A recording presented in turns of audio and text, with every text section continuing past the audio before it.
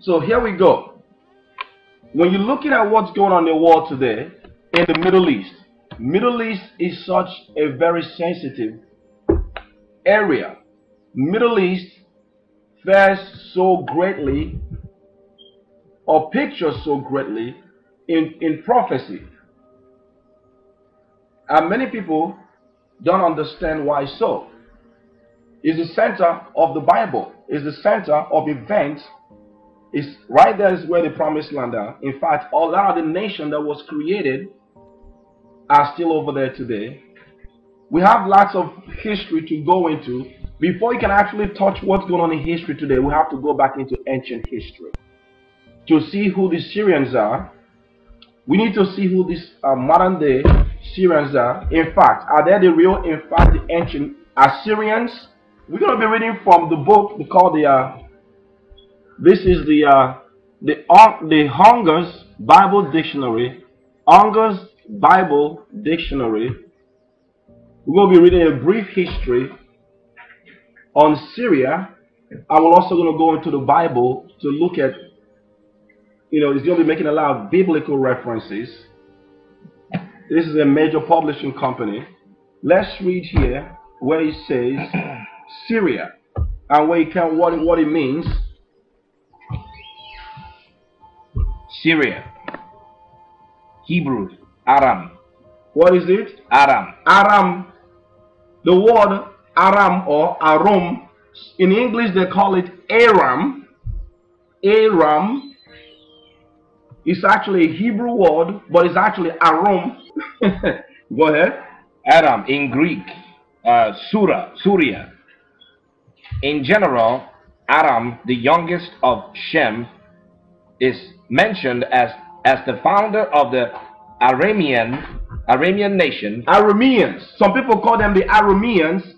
You have Shem, come from the seed of Shem, but you're going to see that those areas are also going to be taken over by also the Hamitic races. We're going to look at that now. So let's go to the book of Genesis real quick to look at. We saw this last night. Shem, Genesis chapter 10, verse 20.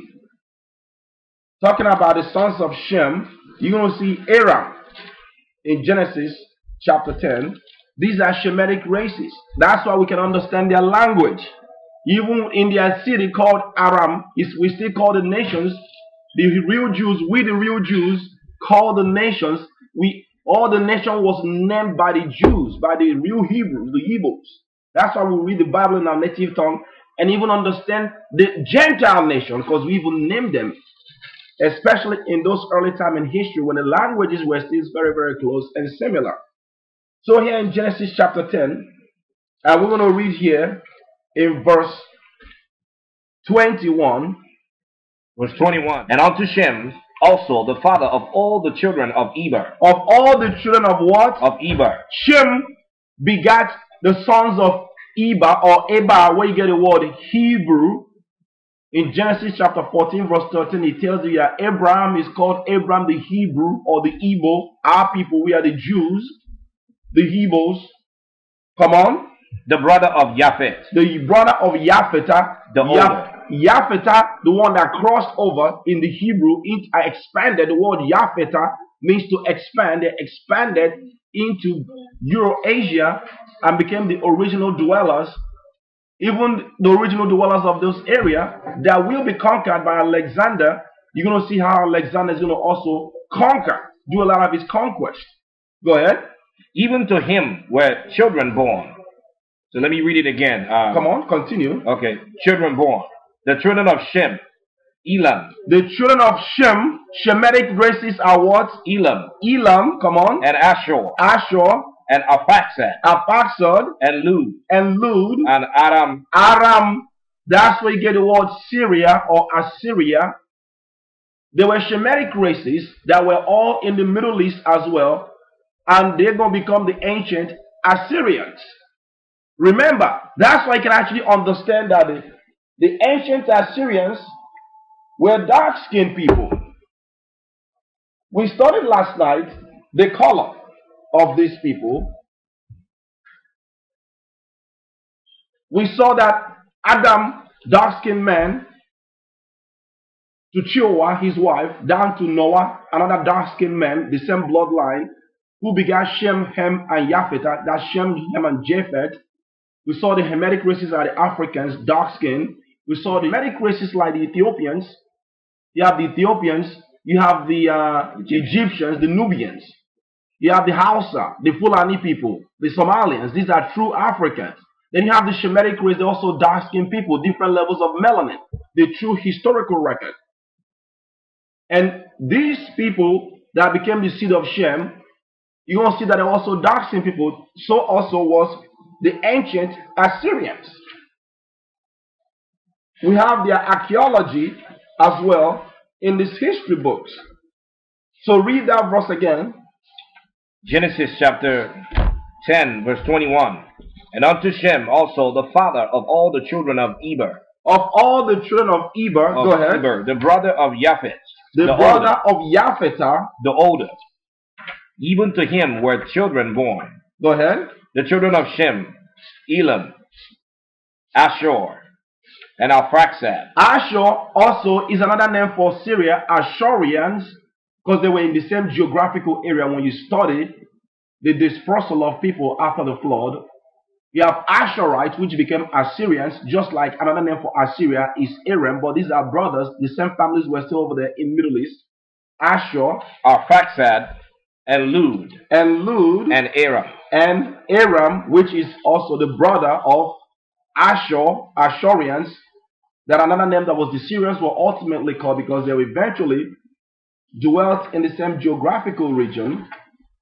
That's what we saw in the Bible. So back down to the history books. Give us the name of the history book again. And why he's trying to get into the history book, as you can see in this book, we have a book here called Bible as History in Pictures. He's going to show you the 12 tribes of Israel. They were also dark-skinned people. You see the Indian nation, the Indian tribes. The Indian tribes are here that came to America. And here are the Negroes with their woolly hair. When we were walking into Egyptian captivity or Egyptian slavery. Amazing. Amazing. Now, not only was the Hebrews black, but Egyptians were also dark-skinned people too. The Egyptians and the true Africans were dark-skinned people as well, based on true historical archaeology. Based on true historical records. But there's a concerted effort to mingle everything. Here are Israelites walking in ancient Egypt as slaves, just like we were picking cotton in America. Egyptians were dark. The Israelites were dark-skinned. And also the Assyrians.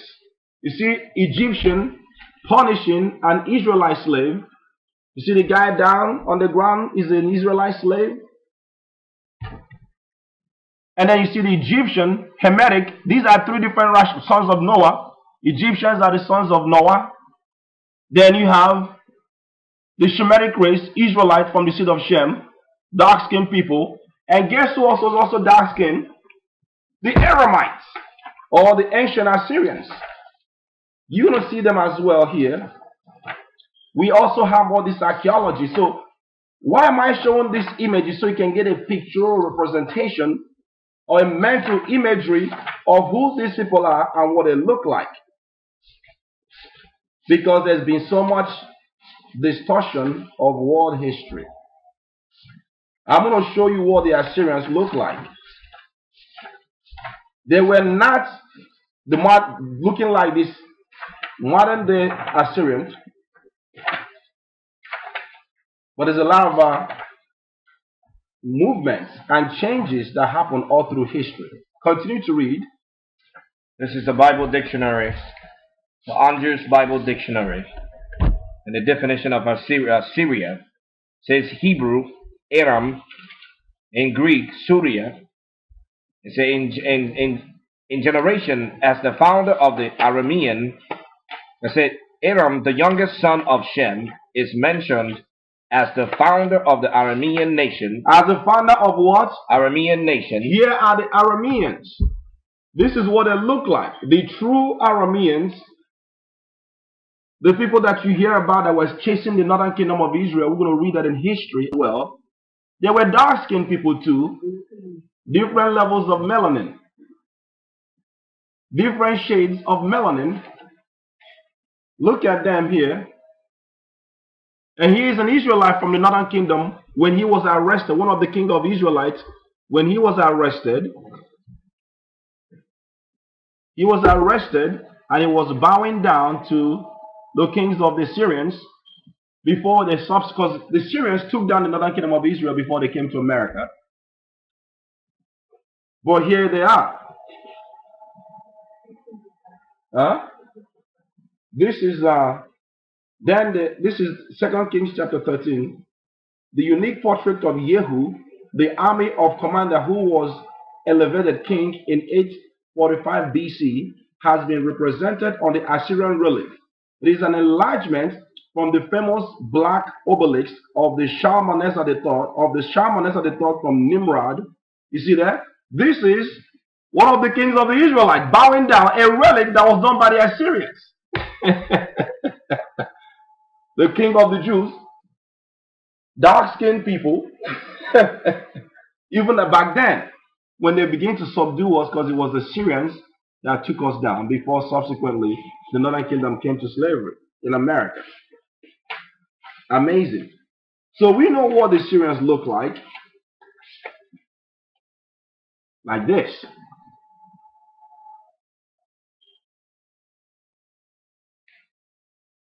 Absolutely. So we like to prove everything. So now we're looking at the history of the transformation that's going to lead to what's going on today in modern day Syria and their hand in prophecy and why it's important to understand what's going on over there. Go ahead. It says Aram, the youngest son of Shem, is mentioned as the founder of the Aramean nation, and thus the country is rightly called Aram in Numbers 23:7. But the same Hebrew word is rendered Mesopotamia in the book of Judges chapter 3 verse 10. In the book of Judges chapter what? 3 verse 10. Go ahead. The designation Syria is an abbreviation form of Assyria and came into common use after the conquest of Alexander the Great. Because you're going to see that Alexander the Great, Alexander the Greek, if you will, these are Romans related to the Greeks and the Romans. Looks like this as well. I want to show you the picture representation. Alexander, and when you read in the book of Second Maccabees and First Maccabees, in fact, particularly the First Maccabees, it shows you how Alexander will in fact conquer the whole world. You're going to read that in history today. He will definitely conquer the whole world and subdue the Persians, and he begins to control those areas. Go ahead. The ancient geographers are not agreed. It says, as to the extent of Assyria, confounding, as did Herodotus, Syria and Assyria. The Hebrew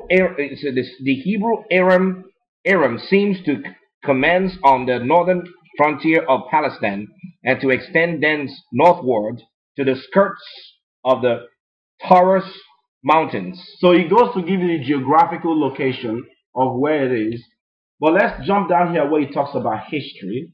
Assyria has been peopled from of old, and all of the nations of the ancient Near East. Read that again. Assyria has been peopled from of old, and all of the nations of the ancient Near East. So from all the Near Eastern nations has been able to people, or mean to populate Syria.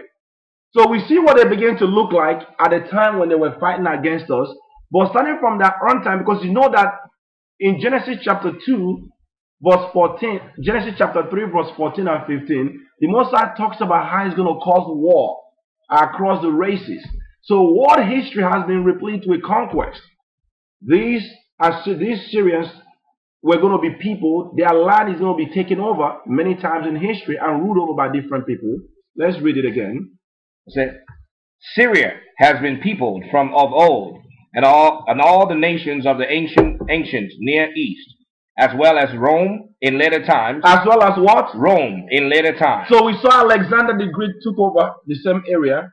You're going to see Rome take over the same area because it was almost part of the Asia Minor in Middle East.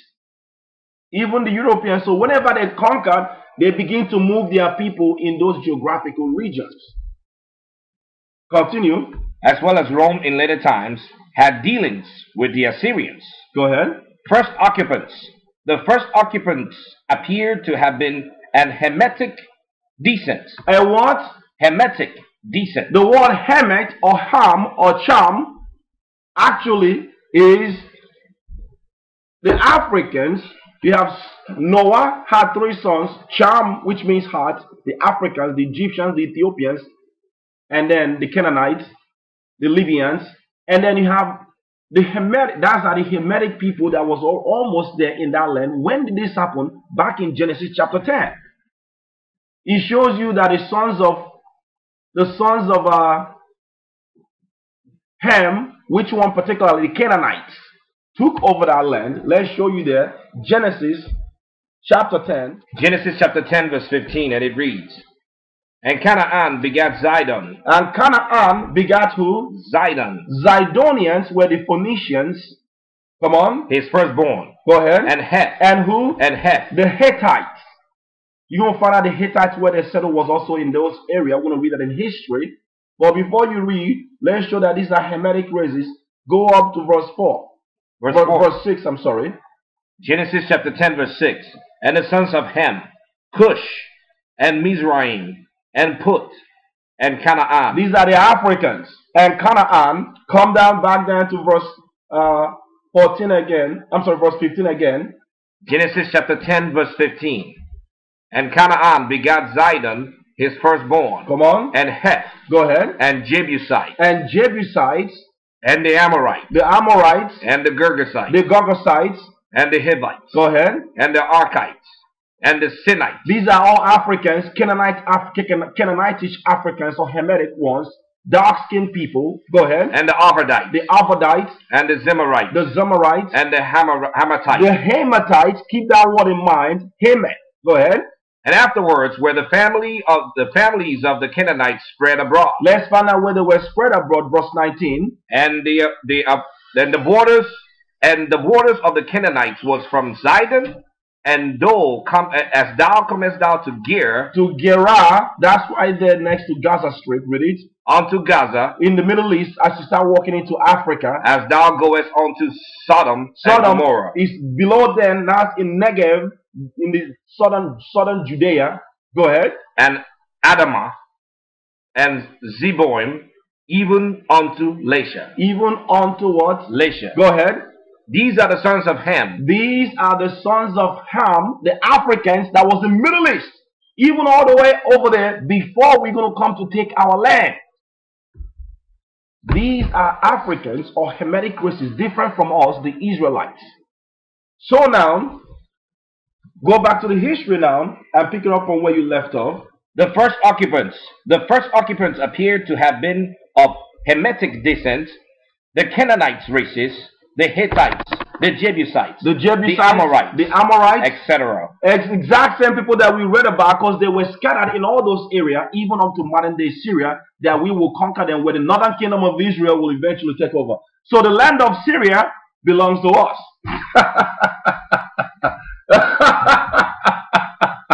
Amazing. It was part of the northern kingdom that was right above Samaria. It's part of the promised land. Yes. Go ahead. Okay, it says the Hittites, the Jebusites, the Amorites, etc. are connected in scriptures with Egypt and Ethiopia. Go ahead. Because the Egyptians are related to the Canaanites. They are all true Africans. And the Ethiopians are the Cushites that were settled in Africa. In fact, the Canaanites were supposed to have been in Africa. But these particular Canaanites settled in those regions. That's why when we were taking them down, that land actually belongs to us. That's right. They weren't supposed to be there. They were not supposed to be there. They were supposed to be next to Libya. Libya is next to Egypt. And they were supposed to be over there by Mauritania and Morocco area. Go ahead. Egypt, it says, the Canaanites are connected to the scriptures with Egypt and Ethiopia, Cush and Mizraim. Genesis chapter 10, verse 6, 15 to 18. These tribes occupied not only Palestine, but also Lower Syria in very early times. These tribes occupied where? Not only Palestine. They did not only occupy Palestine, the promised land, but also Lower Syria. But also Lower Syria. These are Africans. Go ahead. In very early times. In very early time, these are the people that will be displaced. Go ahead. As we may gather from the fact that the Hemeth. That the what? The Hemeth. The Hemetite. We saw that in the Bible already. Here we're reading that in history. Hemeth did what? Is assigned to them in Genesis chapter 10 verse 18. In Genesis chapter 10 verse 18, where we read. Go ahead. Afterwards, they seem to have come in possession of Upper Syria also.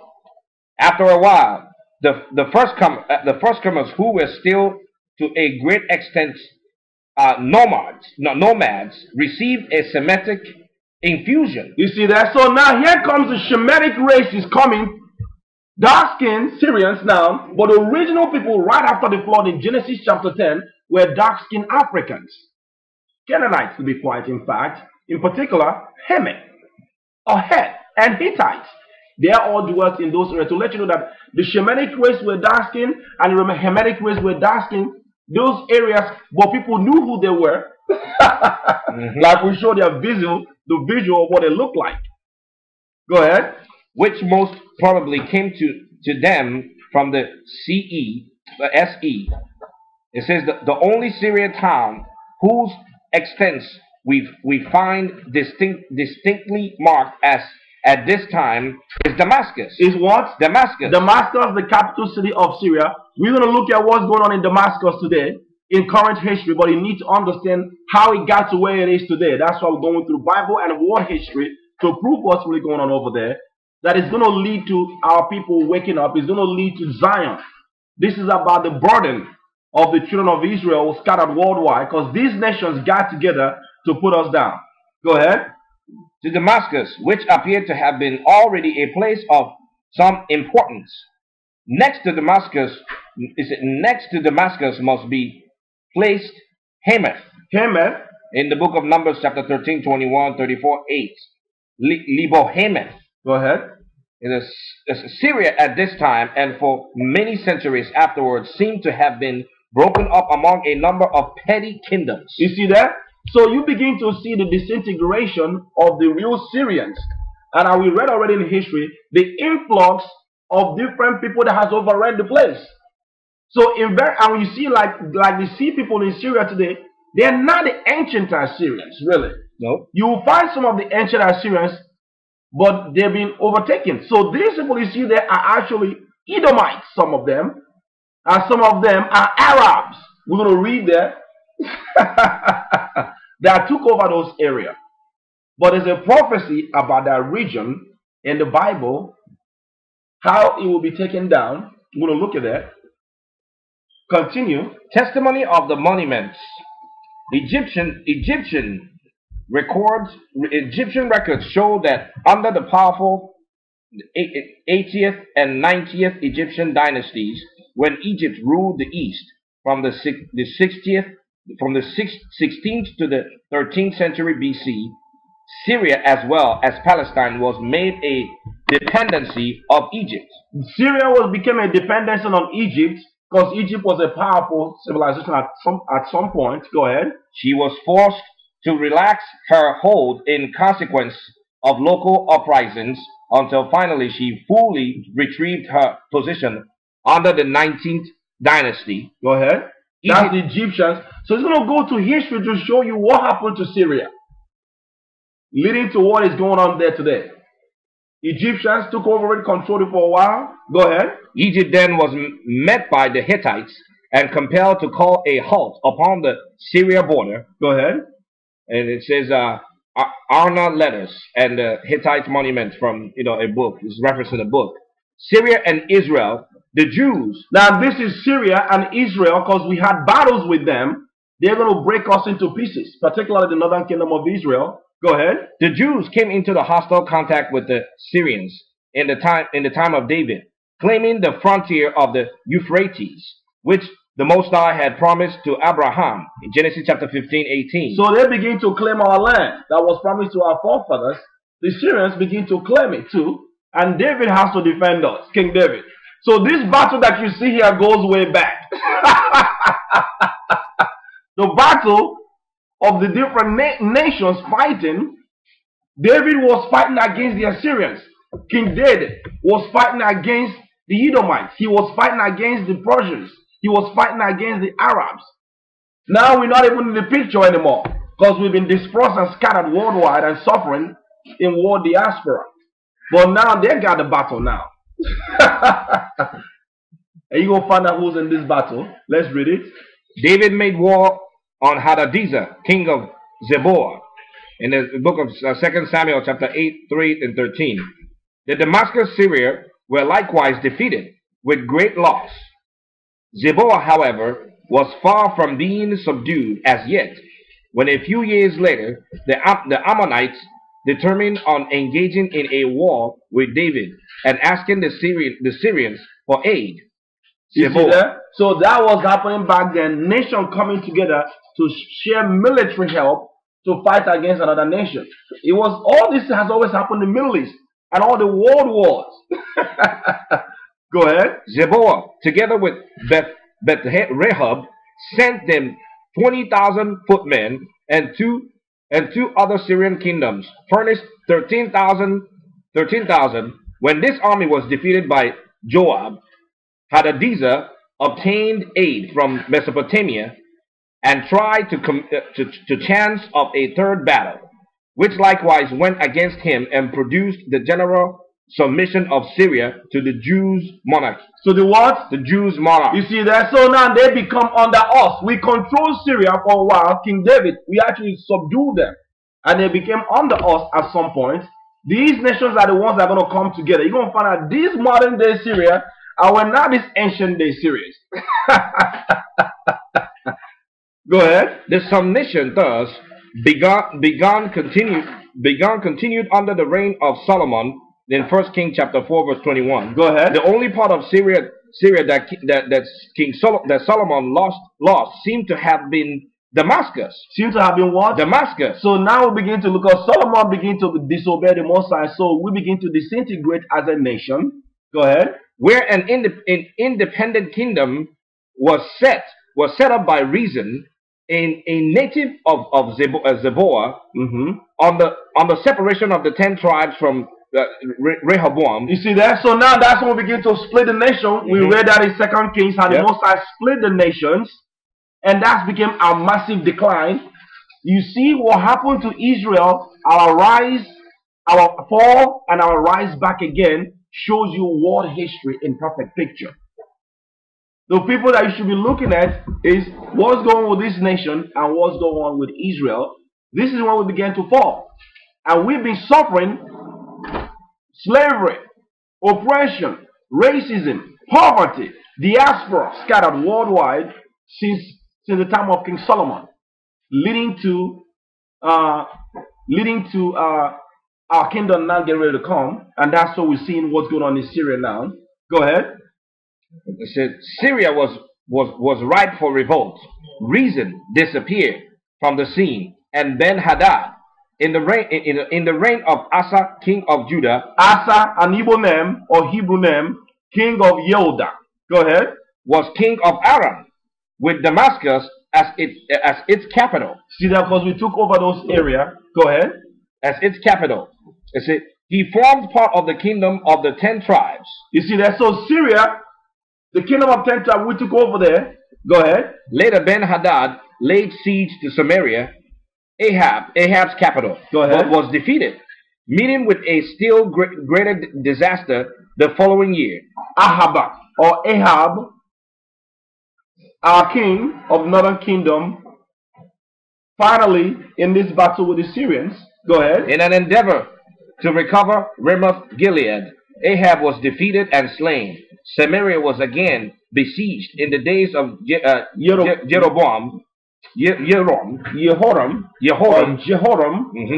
son of Ahab. So his son continues the battle. So the history that we're showing you is we were in the midst of this battle. Yeah. We've been in this battle. When we were holding Jerusalem, there's been a battle for Zion. This is the controversy of controlling the promise given to us. But Ahab and Jehoram, his son, they were not living right. A lot of these people were not doing righteously. And Solomon began to fall, and we begin to fall as a nation. King David was the one that actually did what Heavenly Father wanted. That's when we control all this area. We read it already, but now here come them begin to slip out of our hand. That's why the Gentiles got power and rulership, and we became poor people. Particularly, you're going to see Edom. You're going to see Edom is going to move into those areas and control this area as well. Go ahead. But as the result of panic, it was delivered. War continued to be waged between the Syrian king Hazael ben-Hadad, Rezin, and the kings of Israel, Jehoram, Jehu, Jehoaz, Joash, Jeroboam II. In the latter days of Jotham, king of Judah, where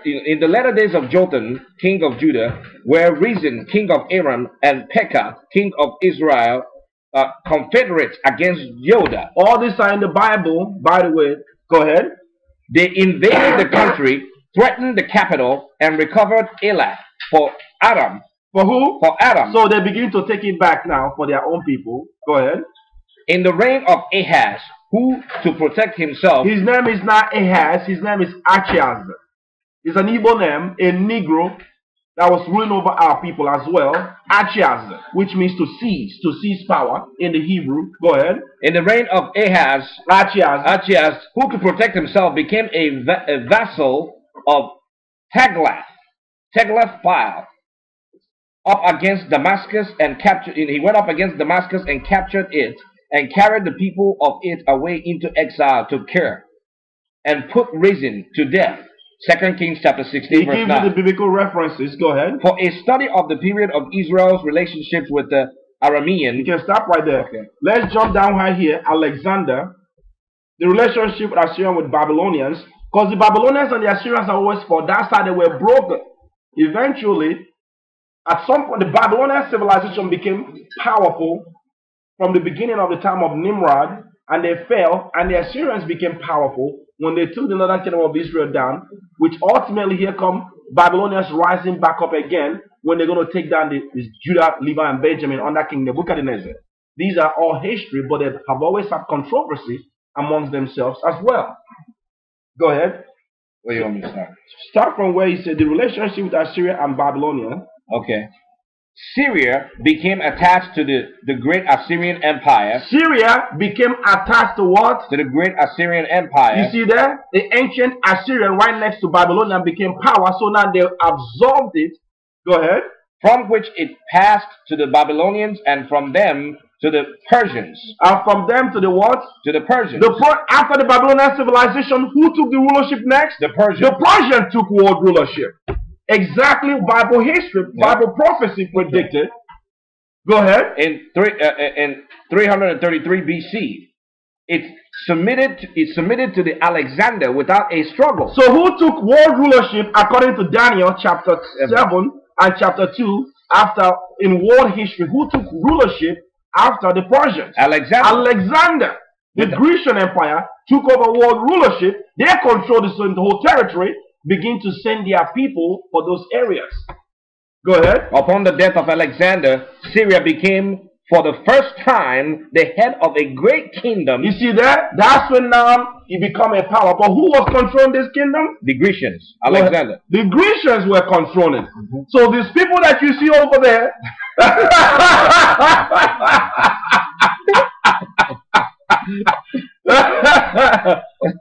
very ancient Assyrians.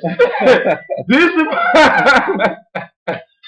you go if you're looking for you have to go back and look in the deep villages, just like you can't find the true Egyptians in the land. The deep Egyptians were also forced down into southern kingdom, like in Sudan and southern part of East Africa. It's amazing. Go ahead. Syria became for the first time the head of a great kingdom. On the division of the provinces among his general, 321 BC. 321 BC. He began to divide the nation. This is also in the book of Daniel. It's also in the book of Ezra and the book of Maccabees, how Alexander divided the world in 4 different parts under his 4 generals: Seleucus, Cassandra, Lysimachus, and Ptolemy. They ruled the world. Go ahead. Seleucus Nicator received Mesopotamia and Syria. Read that again. On the division of the what? On the division of the provinces among his general. On the division of the provinces among his generals. They divided those ancient worlds. These are Edomite rulership now. Esau, Caucasians ruling the world right now. Watch what they're going to do now. Divide the world again. Just like, this is the first time they're going to begin to divide and move people around. Esau or Edom, come on. Seleucus Nicator. You got to give us the date. On the division of the what? On the division of provinces among his general in 321 BC. In 321 before Christ, 321 years before Christ shows up in the scene. What did we do? Seleucus Nicator received Mesopotamia and Assyria. You see that? Seleucus, one of the generals of Alexander, received Mesopotamia and what else? And Syria. And Syria. And they begin to move their people in those regions. Amazing. Amazing. Go ahead. Antioch was begun in 300 BC and being finished in a few years was made the capital of Seleucus' kingdom. The country grew rich with the wealth that now flowed into it on all sides. You see that? Why? Because Esau is controlling it now. Esau is controlling Syria now. Go ahead. The most flourishing period was the reign of the founder, Nicator. The empire was then almost as large as that of the Achaemenid Persians. Go ahead. For it at one time included Asia Minor. You included what? Asia Minor. So all these places called Asia Minor, which modern day today is Turkey, was part of Syria at this time. You need to see the metamorphosis geographically of this region and why they're significant in what's going on in prophecy. Go ahead. Asia Minor, and thus reached from the Aegean to India, beginning with the reign of Nicator's son, Nicator, the Antiochus I, called Soter. Syria progressively declined. It passed under the power of Tigran, king of Armenia, in 83 BC. In 83 before Christ, and was not made a province of the Roman Empire till after Pompey completes defeat of Mithridates and his ally Tigrans in 64 BC. You see that? So now, here comes the Romans now. World History 101. Roman, after the Grecian now, here comes Roman Empire. This is amazing. This is exactly what the Bible says. Exactly what the Bible says. Amazing. Wow. Go ahead. Under the Romans. Now we're looking at under the Romans. What happened to Syria under the Romans? As Syria holds an important place in the NT as well as in the OT. Here are the Romans, by the way. These are the Romans. Also like the Grecians. But we saw what the Jews look like. These are the real Jews. The real Jews. These are the conflict. We saw the Jews, woolly hair, that was ruling, and we were in this battle, like the guy, Achiaz, or Ahaz, and Neboman, our brothers from the tribe of Yehuda, ruling there, fighting in this battle, until we were totally displaced by this war, Esau has been winning the battle for a long time, since we fell.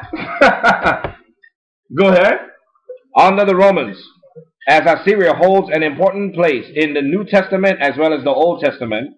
Read that again. Under the Romans, as the Syria holds an important place in the NT, which is, I believe, is the New Testament. Yeah, that's correct. And as well as the Old, in the Old T. See that? This is the Old Testament. The Old Testament, because those area is very close to Jerusalem, where the disciples were even hiding from being persecuted. Where the first church was built in Damascus, they were called Nigers. We saw that in Acts of the Apostles chapter 13, when they said, and there was at the church at Damascus certain prophets and teachers that were called Nigers, or black men, the real Hebrews, the real Jews. And these Nigers are going to flee into the area now called Nigeria, waiting for slavery to be brought to America, and all Jamaica, Brazil, and Haiti. The burden of Syria is the controversy of Zion. You will see. Go ahead. In the New Testament and the Old Testament, it says here, some account of its condition under the Romans is in order. That condition was somewhat peculiar, although the country generally was formed into a Roman province. Go ahead. Under governors who were at first propraetors or quaestors, then proconsuls, and finally legates. A number of free cities were exempted from the direct rule of the governor. So there's some people that are allowed to be there by themselves, indirect rule, if you will. Go ahead. These retained the administration of their own affairs, subject to a tribute levied according to the Roman principles of taxation. Go ahead. So Romans levied taxes on them. They were still ruled. They were still ruled by the Romans at the time. That's the disintegration of those areas. Go ahead. Also, a number of tracts assigned to petty princes, commonly natives, were ruled as their pleasure, subject to the same obligation as the free cities as to taxation. Go ahead. The free cities were Antioch. The free cities were Antioch, Seleucia. You see, the Antioch is where the disciples built the first church, Antioch. There was a church in Antioch, certain prophets and teachers. These are why it stands so prominently in prophecy, both in Old Testament and New Testament. Go ahead. Antioch, Seleucia. Seleucia is named after Seleucus. Seleucus. The general. The general, who also is who? And I do it! It's crazy. Edom. They took over those areas. Yeah. And began to move their people that it became so successful. Now here comes the Romans. The Romans took over the same area that was once controlled by us. Absolutely. This is crazy. It's amazing. Go ahead. Seleucia, Apamea, and Bithynia. Yes. Tripolis, Zidon, and Tyre. Go ahead. You said these are the cities, Zidonians, and these are Phoenicians, these are Africans. So let you know that the indigenous cultures were still there, but from a governmental standpoint, it was being controlled by Edom. And it's like when they take over an area, like they took over America, you come to the bigger cities, you see, like in New York, on the nice places, you see Edomite businesses and culture flourishing. And then you go to the outskirts, you see the poor people still there. And you see the native people. You can still see the native Indian that has been displaced. That's how Esau has been across the world. Still going on. It's still going on today. Yep. You will find the same conquest still going down right there, right now. This is what the Most High put in world history and prophecy. Read it. And Bithynia, Tripolis, Zidon, and Tyre, the principalities, Homage, Chalcis, Belum, near Baalbek, Artusa, Abila, or Abilin. The principalities were what? The principalities were Komegi. No, the principalities were sometimes called kingdoms. Go ahead. Okay, you want me to start from here? Yes. The principalities were sometimes called kingdoms, sometimes tetrarchs. They were established where it was thought that the natives were so invariably wedded to their own custom, and so well disposed for revolt, that is, that it was necessary to consult their feelings, to flatter the national vanity, and to give them the semblance without the substance of freedom. See that? So that's how they control the natives. Exactly the same way they control today. The same way they control us today. Today, yep. You think you have freedom, but they're really controlling you. They give you some little latitude, but they control all your governments. Amazing. Now, we're going to go into this book to bring you full circle. We have another history book here. It's called Last 2 Million Years. Last 2 million years. It's going to run up through some of this stuff that we went through. This book was published by Reader's Digest, a major publishing company. Last 2 million years. Reader's Digest, a major publishing company. We will read similar history again of Syria. Syria. Let's pick it up from giving the book the page here. Page 445. We're reading about Syria. Last 2 million years. On page 445. Syria. This is leading to liberation of Zion. Keep that in mind. I'm going to give the history, past, present, and future. Go ahead. Syria. Syria's age of greatness was in the 7th and 8th century. The 7th and 8th century, come on. When it was the center of a vast Arab empire. So now, Arab now begin to take. So now you see Arab take over after the Romans. So after the Romans, because we know Roman Empire fell in AD 93 and then continued collapse. Here comes Syria now, being taken over by who? The Arabs. Between the 7th and 8th century. Let's read it. Okay. Let's say, but for much of its long history, Syria itself has been under foreign domination. Read that again. But for much of its long history, Syria itself has been under foreign domination. The same thing that happened to Jerusalem. Jerusalem was dominated by foreigners. The people in Jerusalem right now are Gentiles. They're not the real Jews. Just like Egypt is dominant. We see the picture of Egyptian dark-skinned people dominated. We see the picture of we see the physiology and anthropology of the true Israelites. We show you what they look like. Us, still here.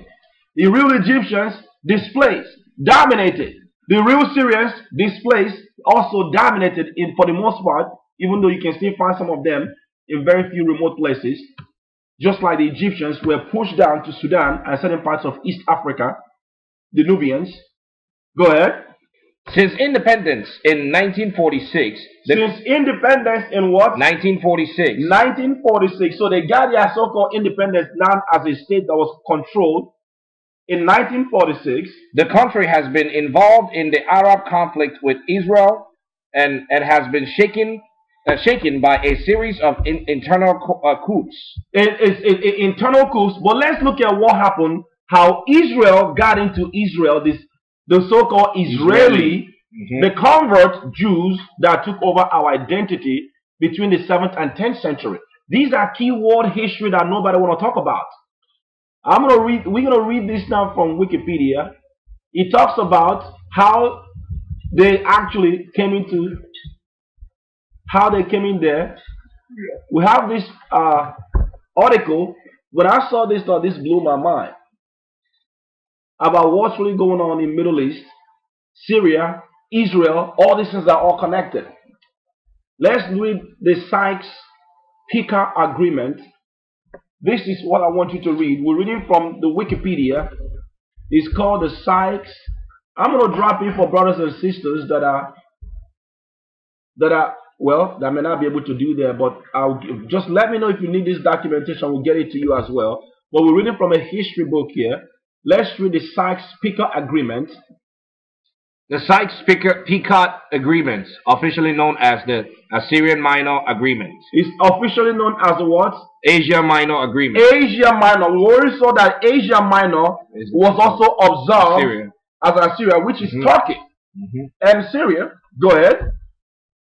Okay, Asia Minor Agreement was a secret agreement between the government of the United Kingdom and France. Between the government of the United Kingdom and France. And France. So keep that in mind. Go ahead. United Kingdom and France. It says it with the assent of Russia, defining the proposed spheres of influences and control in the Middle East. Should the triple entity succeed in defeating the Ottoman Empire during the World War I. So this is happening around the early 19th century during the World War I. Go ahead. The negotiation of the treaty occurred between November 1915 and March 1916. Come on. The agreement was concluded on 16th May 1916. The agreement will conclude, this picket agreement before the World War I was concluded in 16th May 1916. Read it. The agreement effectively divided the Arab provinces of the Ottoman Empire. Now, before you finish reading this one, you need to understand that Syria was also taken over by the Ottoman Empire. Let's show you that. Come back to this book and read that. The conquest of Syria. Invasion and conquest. This is in the last 2 million years. We're reading back in the last 2 million years, history book. Go ahead. In ancient times, Syria was invaded and settled by many races. It was invaded and settled by many races. Alexander the Great introduced Greek civilization. Alexander the Great introduced Greek civilization. And in 64 BC, Syria became a Roman province. It became a Roman province controlled by the Romans. Romans and then Byzantine. And we know who Romans. The Romans are the Edomites, the pure Caucasians that are controlling the world, because the world is given into the hand of Esau to control. It tells you there, Esau is the end of the world. So they're making all these treaties. They're controlling what's really going on in all these different countries. They created all these countries. Read that again. Roman and then Byzantine ruled lasted until the 7th century AD. Roman rule lasted until when? 7th century AD. And after Roman Empire come the Byzantine. Which part of those was controlling those areas as well. It was dark-skinned Israelites that were also controlling some of the Byzantine Empire, because Roman Empire was split into two. Read that again, please. So it said Roman and then Byzantine rule lasted until the 7th century AD. Go ahead. When the area fell to the fanatical Arab warriors of Islam, who established the 200-year rule under the Umayyad Caliphs. The Umayyad Caliphate. So now it falls under Arab rule. That's it right there. Exactly what we're reading in history. You're going to read the same thing in world history, telling you what happened to Syria. Why it became what it became today. Continue. With Damascus as their base, the Umayyad held sway until 750. So they make Damascus their capital, and they held sway till when? 750. Go ahead. When the rival Abi's family overthrew them and set upon a new caliphate in Baghdad. Come on. Syria then fell in turn to the Seljuk, Turks, Crusaders, and Egyptians, Mamelukes, until the Ottoman. Until the when? The Ottoman. So the Turks took over the same area as well. So this is a conflict about those regions in the Middle East. Here comes the Turks, who the Turks are the Turkey, modern day Turkey, until who? The Ottoman Empire. The Ottoman Empire was operating out of Turkey. Go ahead. The Turks finally took over the country in the year 1516. Then now here comes the Ottoman Empire, and the Turks took over in 1516. Go ahead. Promises and revolt. Syria remained a part of the Ottoman Empire until the end of the First World War. You see that? Exactly what we're reading right now in history. So they're under control of the Ottoman Empire. That's why you see the Muslim, the Ottoman Empire is a Muslim, Arabs now taking over the same area for the control of world resources and the control of world geography and countries and conquest. This is exactly what's going on in the world today. Go ahead. During the war, Britain had promised Syria Arab nationalists their freedom from Turkey. You see that? If the Allies won. So why is Britain making decisions about what's going on in the Middle East? Because they've been in control of the world. It's significant to understand that Esau will be controlling the world in the end time. So starting from the Grecian civilization to Roman Empire And then the 10 horns, we know the 10 horns is Spain, France, Great Britain, Ireland, Netherlands, Luxembourg, Germany, Denmark, Switzerland, and Sweden.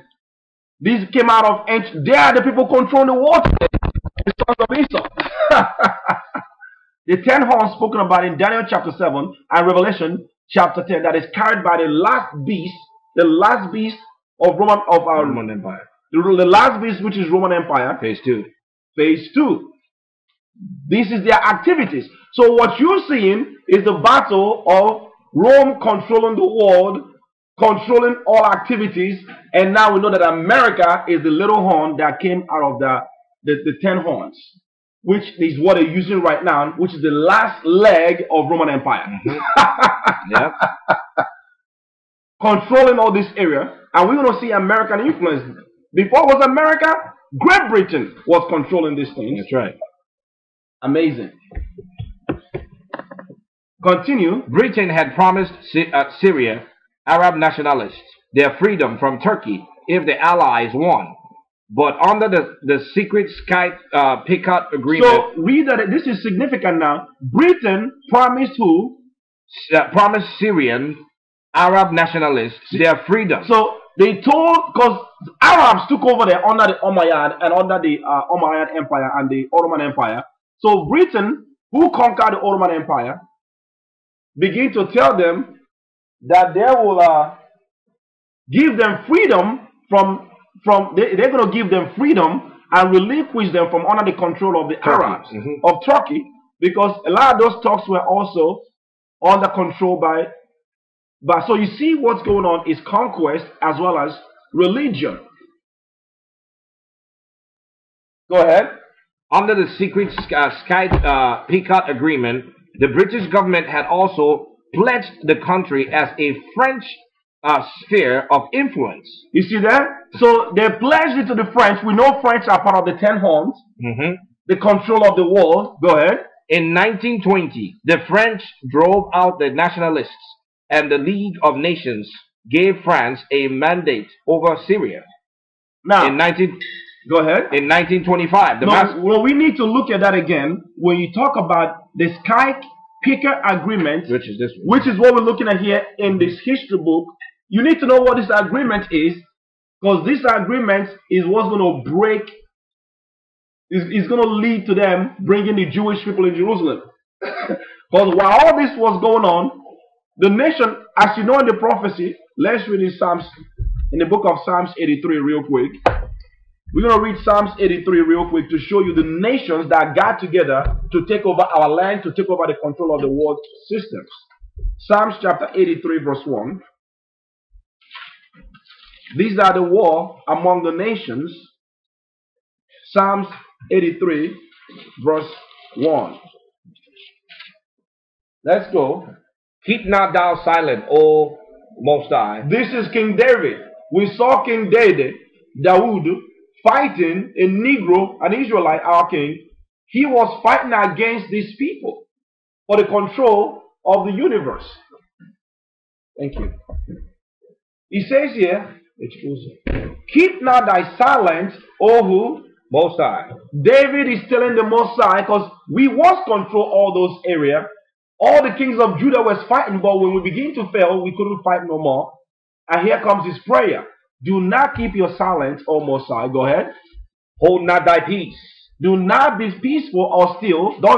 Just don't do nothing. And be not still, O Most High. A desperate prayer of a king of Israel that understands rulership. Our people don't think in terms of rulership anymore, because we've been so psychologically controlled, spiritually drained, intellectually empty to what's really going on in the world, because we don't read this history. They don't teach us none of these things. He said, keep not thy silence, O God. Hold not thy peace, O Most High. Why? For lo, thine enemies make a tumult. After the fall of King David's kingdom, and he went into his sons and will begin to decline, here comes the enemies, all the nations that were once called enemies. How do we know that there are different enmity that happened? Let's go there in Romans chapter 11. Romans chapter 11, verse 1. The book of Romans, chapter 11, you will see that what King David is saying is what Apostle Paul also writes in the book of Romans. Romans chapter 11, verse 1. Read it. I say then, had the Most High cast away his people? Has the Most High cast away his chosen people? Like they're saying today that it doesn't matter who we are. And what is the answer? Most High forbid. God forbid. Why? For I also am an Israelite, of the seed of Abraham, of the tribe of Benjamin. Come on. Most High had not cast away his people, which he foreknew. He has not rejected or done away with the same people that he once chose forever. It's an everlasting covenant between us and them. Verse 25. 25 says, For I would not, brethren, that ye should be ignorant of this mystery, lest ye should be wise in your own conceits. What is the mystery? That blindness in part is happened unto Israel. That our people are actually blind to what's really going on, to who they are, to the deception that Satan has set up using the government structure of the world. Blindness using false education has in part happened to Israel until when? Until the fullness of the Gentiles be come in. Until the fullness of the Gentiles. There's an amount of people that the Most High wants the Gentiles to come to this light. Until when they come in, when this Gentile number reaches when the Most High is expecting, what will happen? And so all Israel shall be saved. The 12 tribes. As it is written. Where is it written? There shall come out of Zion the deliverer. Is written in the book of Isaiah. A deliverer shall come out of Zion, Christ. And what is he going to do? And shall turn away ungodliness from Jacob. And shall turn away godlessness or ungodliness from Jacob, us. Come on. For this is my covenant unto them, when I shall take away their sins. This is our covenant. That's why Christ came and died, to bring us back to the Father and to bring that rulership. All these Gentiles are battling for this world rulership that actually belongs to us, in the expense and the exploitation of our people. Go ahead. 28. As concerning the gospel, regarding the gospel, they are enemies for your sakes. Regarding the gospel, we are enemies for whose sakes? Hold on. Who is Apostle Paul speaking to here? Go back to verse 13 and find out who he's speaking to. For I speak to you, Gentiles. Who is he speaking to? I speak to you, Gentiles. He's speaking to all the Gentile governments. Go back again and read it again. Verse 28.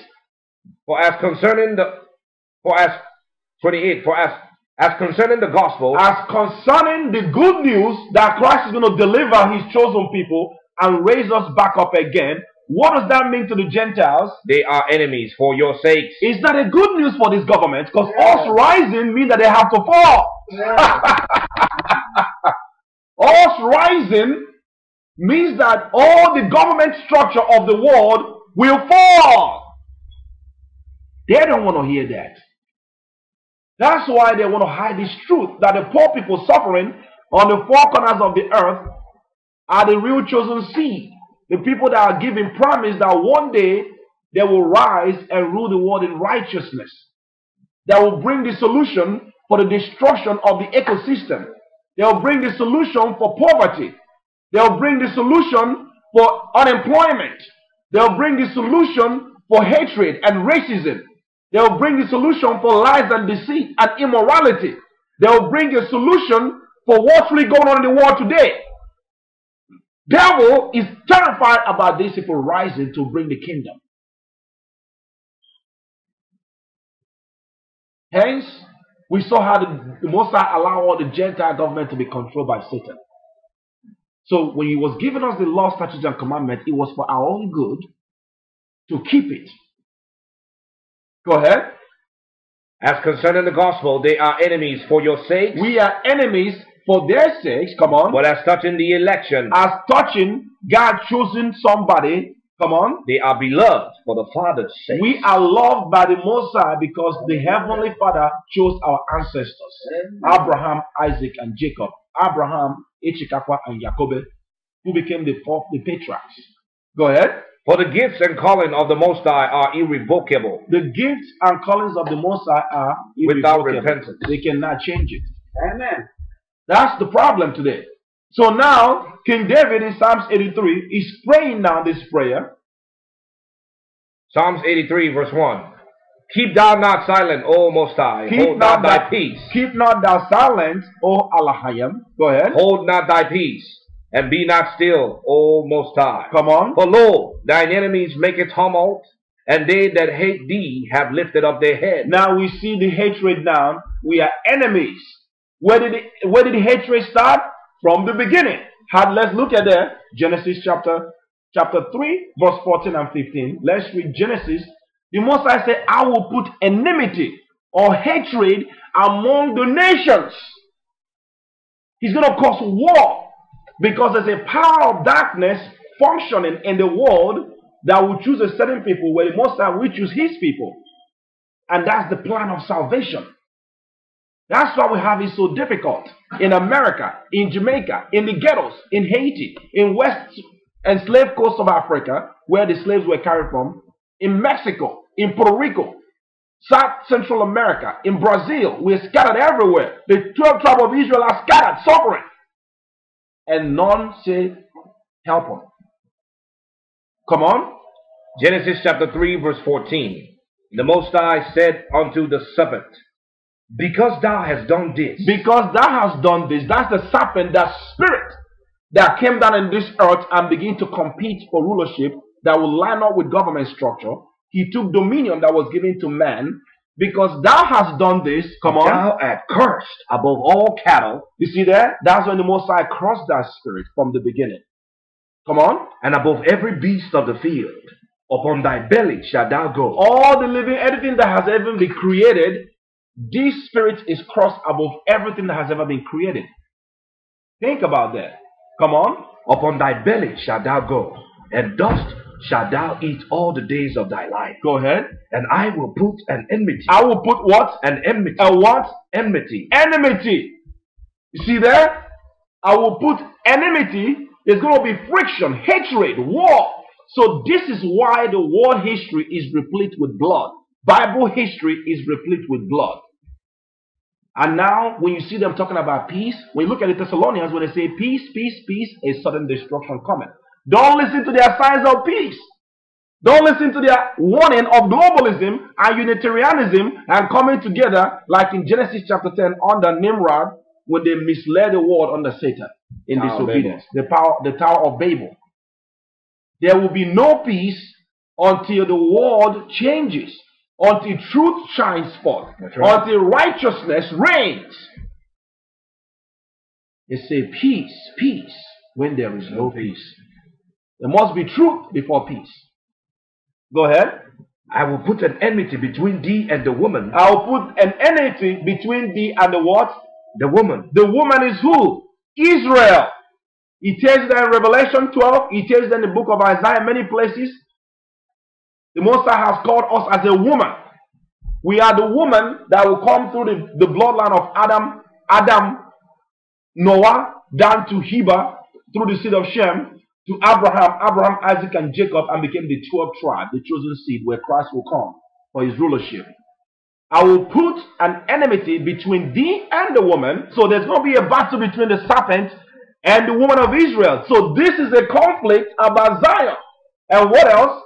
And between thy seed and her seed. So there's a seed of the serpent in this earth, controlling the world, the so-called Illuminist power. The elite structure controlling the world today. They understand there's a bloodline in this earth that they need to control, to rule. That's why all this war is all about. You're going to see there as we continue this teaching. Go ahead. It shall bruise thy head, and thou shalt bruise his heel. And thou shalt bruise his heels. This is the enmity that the war was raging in the whole Bible. King David fighting, and it was called righteous. Solomon fighting, it was called righteous. Prophet Isaiah, Prophet Samuel, Shemaiah, putting down the king of Agag to death, and it was righteous. And King Saul did not kill the king. When he told to kill the king, the Most High got upset. Why is the Most High want these wars to go down? Because the whole world is in a dynamics of war. There's no peace times until the Prince of Peace returns, Christ. Unto him. Unto him shall the gathering of the people be. Amazing. Go ahead. This is Psalm chapter 83, or is it one? Yes, 83. Psalms 83, verse 2.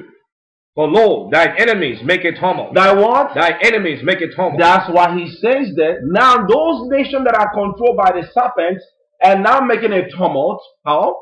And they that hate thee have lifted up their head. Come on. They have taken crafty counsel against thy people. So all these nations that hate the Most High, the hidden nations, have taken a very subtle, crafty, deceptive, secret counsel against who? Against thy people. Who are the people of the Most High? Israel, us. Read it. And consulted against thy hidden ones. Those people that became the lost sheep, the Negroes, the North American Indians, the Latinos that are scattered on the four corners of the earth, the so-called minorities, have taken a crafty counsel against thy hidden ones. How did they do that? They have said, come, let us cut them off from being a nation. You see that? We are no more a nations. Now they're going to put a different people in Jerusalem. Let's cut the real Jews from being what? A nation. Let's cut them off from being a nation that have a land, they have a history, they understand who they are, they understand the agenda.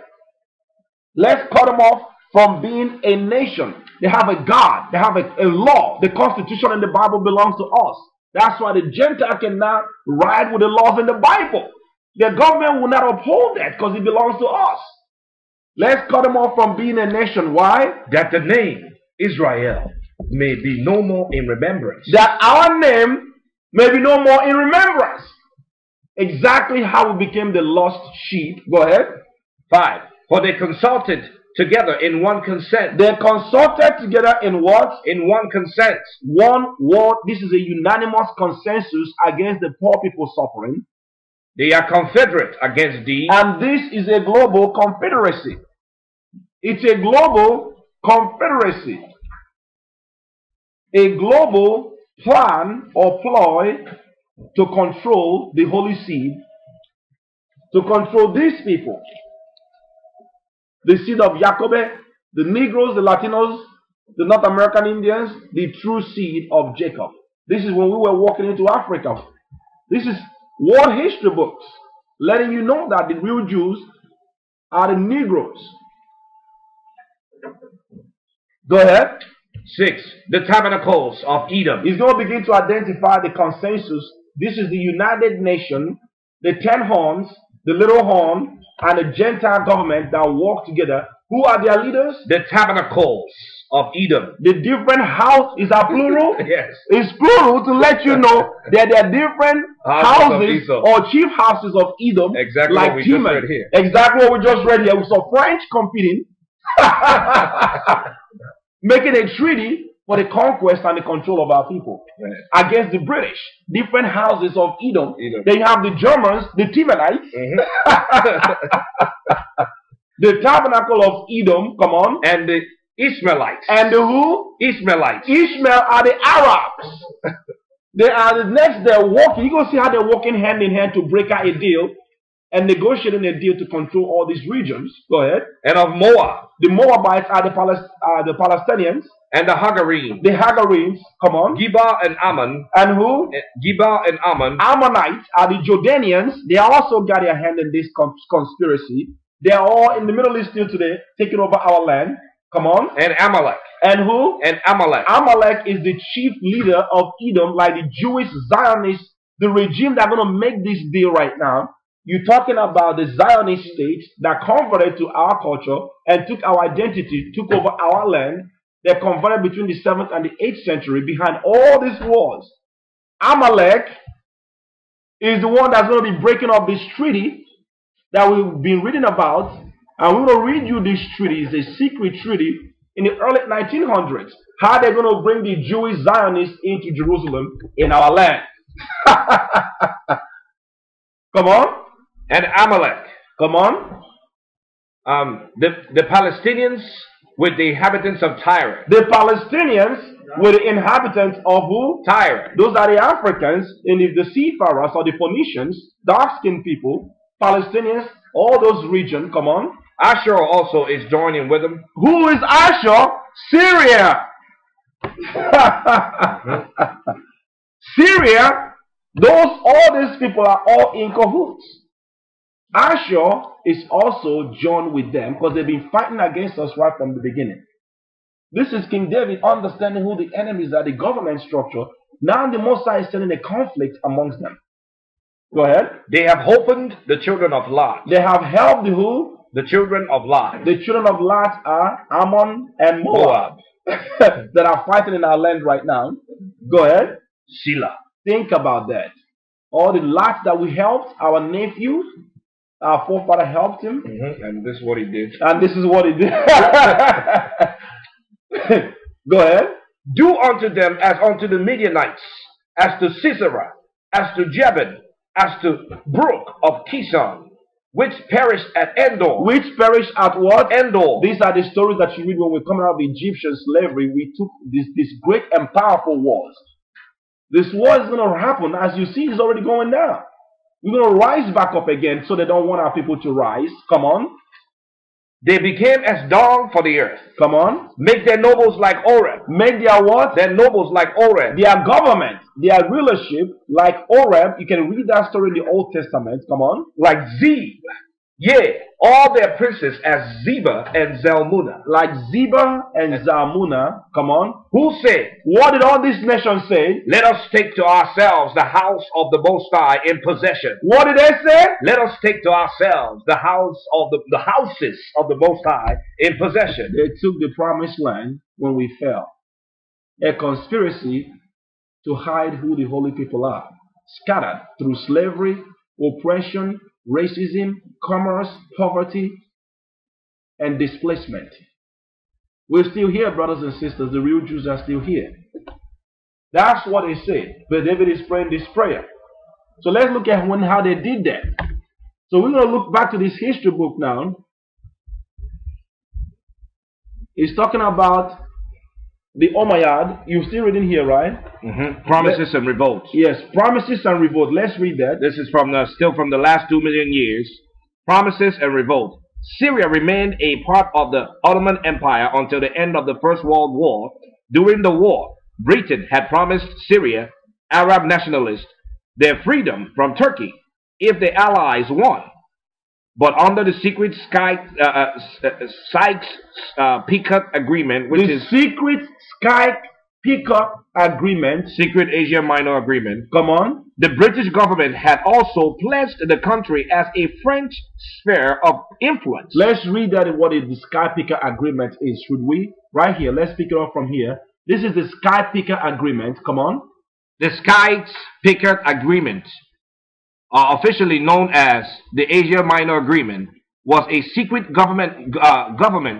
secret agreement between the governments of the United Kingdom and France. Come on. With the assent of Russia. That's when Russia became powerful. Come on. Defining the proposed sphere of influence and control in the Middle East. The Russia has a stake in the Middle East. It's all about who's going to control those regions. Go ahead. Should the triple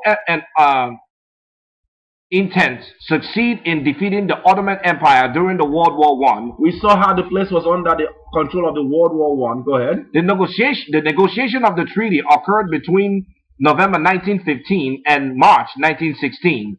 The agreement was concluded on 16th May 1916. Come on. In the agreement effectively divided the Arab provinces of the Ottoman Empire outside the Arabian Peninsula into areas of future British and French control or influences. Under the what?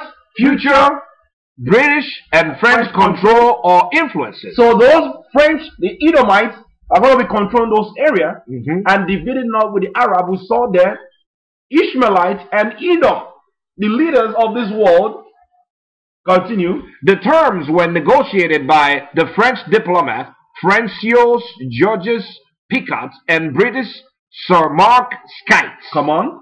The Russian Tsarist government was a minor party to the Sykes-Picot Agreement. Come on. And when, following the Russian Revolution of October 1917, the Bolsheviks exposes the agreement, the British were embarrassed. the Arabs dismayed, and the Turks, hold on, the Turks delighted. Britain was allotted control of areas roughly comprising the coastal strips between the sea and the River Jordan, Jordan and South Iraq, and a small area including the ports of Haifa and Acre Go ahead. to allow access to the Mediterranean. France was allocated control of southeastern Turkey. See that? They're dividing the world. That's what it tells in the book of Joel. They got all the shape. The world you're looking at is shaped based on Western European conquest. It tells you there in the book of, let's read that right here, in Wisdom of Solomon. Second Esdras. Second Esdras, he tells you that Esau is the end of the world. They are the empires that are going to be controlling, that will be controlling the world. So, but our people have been suffering because we fell, because the problem with our people is that we are disobedient to the Most High. Let's read that here. Verse 7, given the book, chapter and verse. Second Ezra, chapter 6, verse 7. Then answered I and said, what shall be the parting asunder of the times? Or when shall be the end of the first and the beginning of it that followeth? See that? What is going to be the thing to separate the world that we're living in? This world that we are and the new world that is to come, promised to Abraham, Isaac, and Jacob.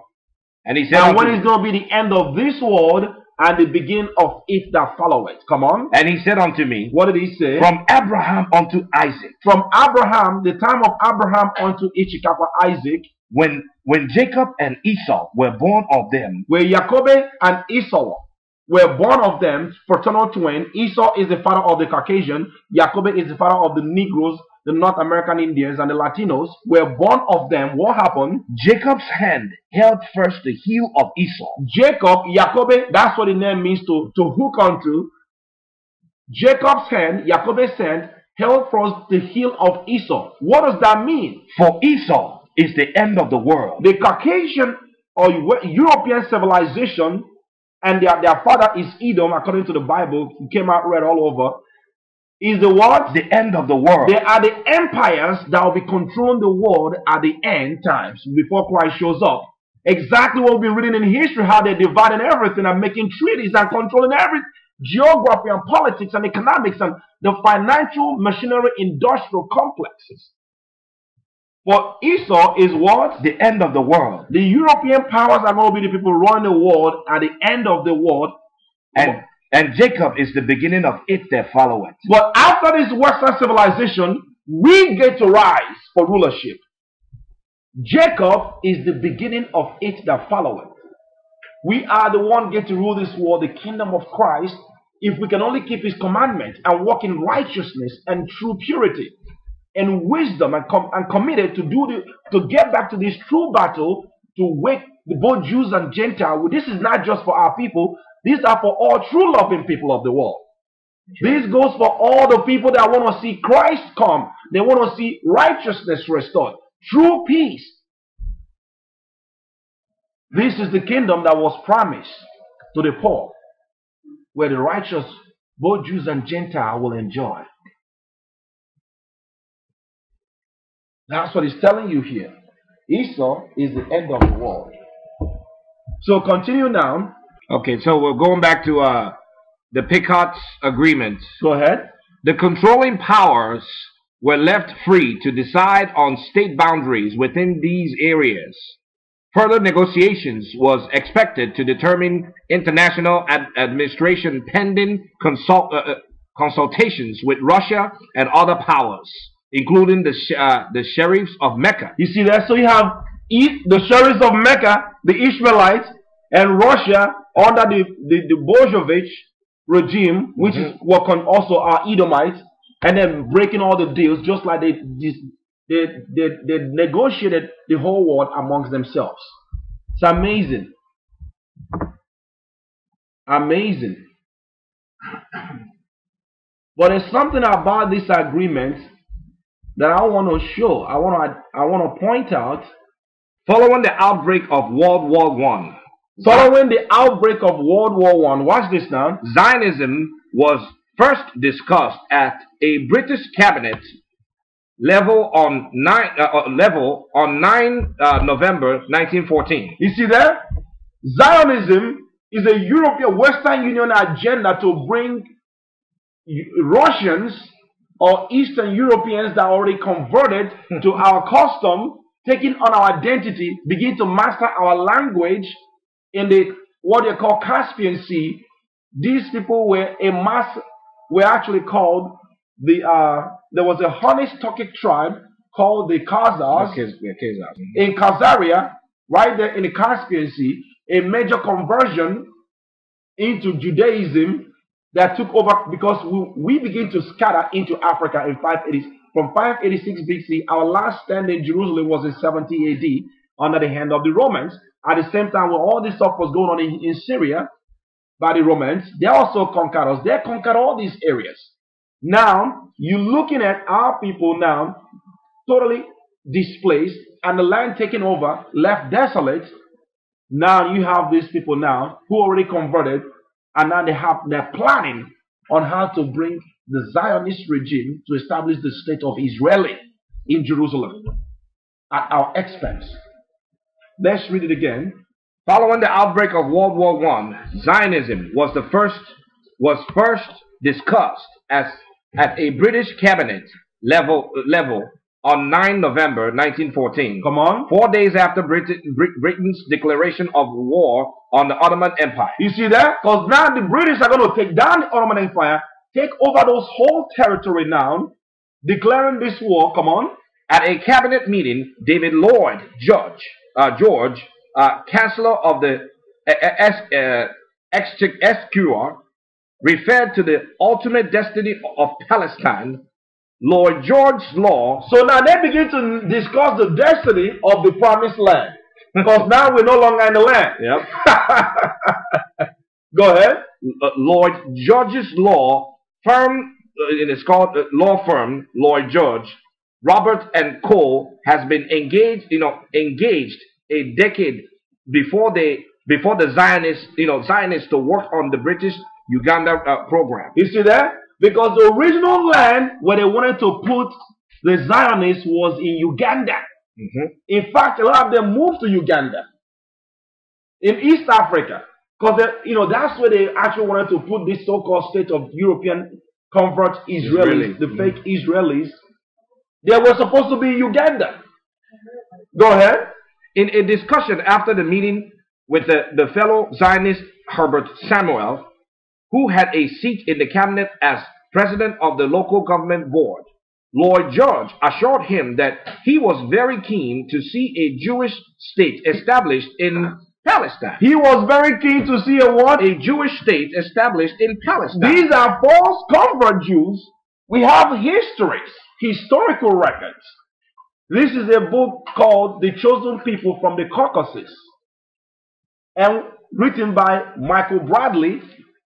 She's letting you know that these people, cultures, that Jewish people actually came from the Caucasus Mountains of Georgia, Russia. They are not Israelites at all. They are converts. You have another book written by Shlomo Sand. It's called The Invention of the Jewish People. Now, we're not saying this to derail anyone. We're just saying this as a historical fact. Everybody knows they're not the real Jews if you know true world history. This one was written by Shlomo Sand, a history professor currently now in Tel Aviv University, letting you know that they're not the real Jews. The conflict is about Zion and our land. The controversy of Zion is the burden of Syria and all these nations that you see going on right now.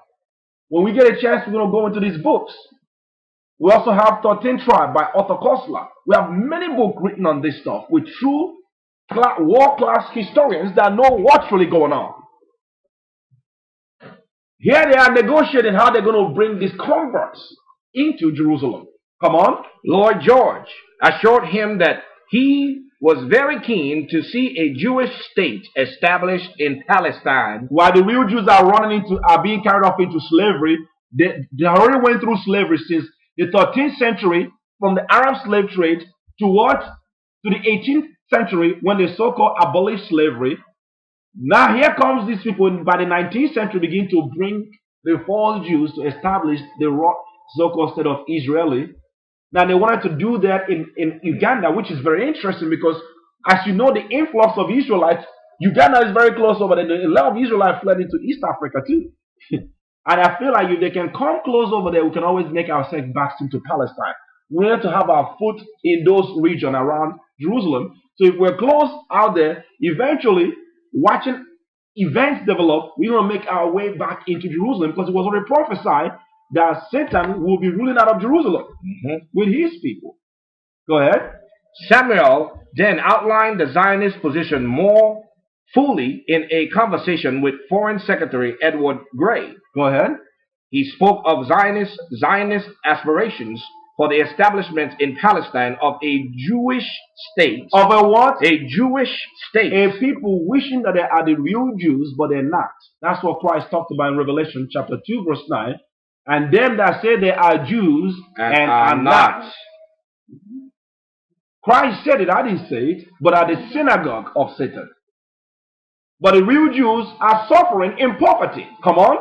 Of a Jewish state and of the importance of its geographical position to the British Empire. Come on. Samuel's memoir states, I mentioned in an open quote, I mentioned that two things would be essential: that the state should be neutralized, since it could not be large enough to define itself, and that the free access of Christian pilgrims should be granted. See there, because there's a lot of Christians now believe the false doctrine now of Christ, but they want some level of pilgrimage, and they can always come over there to see the historical areas where the real Christ and his people actually live. Us. Go ahead. I also said it would be a great advantage if the remainder of Syria were annexed by France. The remainder of Syria were what? Annexed by France. Was actually put or fixed with France, controlled by the French. Go ahead. As it would be far better for the state to have a European power as neighbors than the Turks. You see that? Quote. So they want the French to be closer to them than who? The Turks. Like the Turkey. See how they help each other, Edomites. Go ahead. Then the same evening, Prime Minister H.H. Asquith announced that the disembarment of the Turkish Empire have become a war aimed in a speech at the Lloyd Mayor's banquet. In January 1915, Samuel submitted a Zionist memorandum entitled The Future of Palestine. The Future of Palestine, that's a plan, an agreement that how they're going to take over those lands. Exactly how they took it over. Go ahead. The Future of Palestine to the cabinet after discussing with Wiseman and Lloyd George. Now Wiseman is Jewish. Man, it's amazing. This is a meticulous plan on how they're going to take over our land, and a secret agreement. And you also have the Balfour Declaration Treaty. Go ahead. On 5th February 1915, Samuel had another discussion with Grey.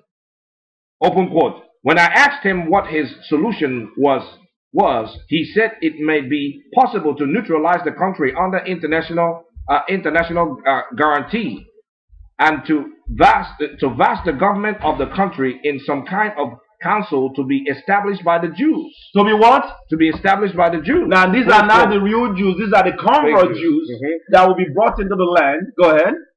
After further conversation with Lloyd, George, and Grey, Samuel calculated a revised text to the cabinet in the middle of March 1915. Go ahead. Zionism or the Jewish question were not considered by the report of the Bonson Committee prepared to determine British and wartime policy toward the Ottoman Empire, submitted in June 1915. Prior to the departure of Sykes to meet Russian Foreign Minister Sergei Sazonov in Petrograd on 27 February 1916, they say, Sykes was approached with a plan by Samuel. The plan put forward by Samuel was in form of a memorandum which Skytes thought prudent to commit to memory and destroy. It says, commenting on it, Skype wrote to Samuel suggesting that if Belgium... Okay, let's go to the conflict. Are you down here? Yeah, the conflict. Right, yeah, come down to the conflict. Let's go straight to the point. This is the conflicting promises. The conflicting promises. Go ahead. Lord Curzon said the great powers were still committed to the regalement organic agreement regarding the Lebanon Vignette of June 1861 and September 1864, and that the rights granted to France in the blue area under the Sykes-Picot Agreement were not compatible with the agreement. The greatest source of conflict was the Balfour Declaration 1917. Lord Balfour wrote a memorandum from the Paris Peace Conference, which stated that the other allies had implicitly rejected the Sykes-Picot Agreement by... See that? So they rejected the Sykes-Picot Agreement, but they're going to make the Balfour Declaration. Let's show you this history about the British program. We're still reading about the British program. Let's read this right here. The history? Still talking about the Sykes-Picot Agreement. Let's read that. The offer was first made by British Colonial Secretary Joseph Chamberlain to Theodore Herzl's Zionist group in 1903. So the whole plan was being controlled by the Zionists, who are the people that want to rule the world, that are behind all this war going on in the world today. Come on. He offered 5,000 square miles, 13,000 kilometers of the Mau Plateau. The Mau Plateau. In what is today known as Kenya and Uganda. That's where the Jewish Zionist state was supposed to be built, not in Jerusalem. Come on. The offer was a response to pogroms against the Jews in Russia. These are the fake Jews in where? In Russia. Convert Jews in Caspian Sea that already converted, while the real Jews are forgotten, lost their identity, has already been discontinued from their heritage. These are Europeans now. That's why the conflict is raging in the Middle East. That they're going to be bringing these Russians in Africa. But no, watch what happens. Come on. The response to pogroms against the Jewish in Russia, and it was hoped that the area could be a refuge from persecution for the Jewish people. The idea was brought to the Zionist Congress at its sixth meeting in 1903. Now you see how they are so organized. They even have a Congress. They got financial empire. They already infiltrated Russia during the Bolshevik regime. They understand the rulership that are really controlled by the world, while the real Jews have been totally destroyed and eradicated. And cut off from being a nation. Cut off, and we're not even together anymore. Now they control the whole world. They're making all the plan and decisions. Amazing. Very organized. We can never organize. We're so divided as a people. We can't even put shoes together with one family. We'll fight. But they know the agenda. Go ahead. There, a fierce debate ensued. The African land was described as an antechamber to the Holy Land. The African life was described as a what? The African land was described as an antechamber to the Holy Land. Come on. And a Nastasil or temporal high shelter. So they know that they can actually be in Africa. Because they know, yeah, they wanted to be in Africa for a temporary period of time and now begin to make their way back to Palestine. This was a plan from the beginning. Amazing. Go ahead. But other groups felt that accepting the offer would make it more difficult to establish a Jewish state in Ottoman Palestine. You see that? It's because Ottomans were controlling Palestine at the time. Before the British would take them down. That's why they're making this agreement with the British government that they're going to take that land, which they eventually did through the Balfour Declaration or the Balfour Treaty. Go ahead. And also that the Jewish nation would not be able to claim itself as a native to that land. Go ahead. Since there were no historic or culture group, links You see, there were no historic or cultural link between the Hebrews and the East Africa. You see that? They know that, and there's no historical link between the Russian convert Jews and Palestine. That's right. Yes. It's amazing how they think these things. Come on. Before the vote of the matter, the Russian delegate stormed out in opposition. The Russian delegate, they rushed out, they were upset. These are Russian convert Jews that are trying to get Jerusalem. These are the people that are going to be bringing back after World War II, the Second World War with Hitler. This is an orchestration to take over our land.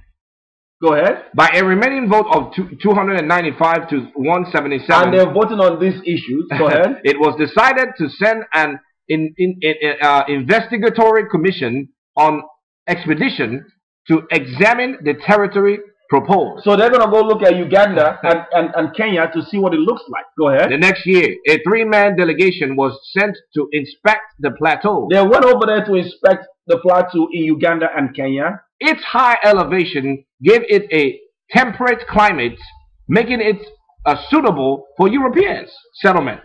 Come on. However, the observers found a dangerous land filled with lions and other creatures. See that? Go ahead.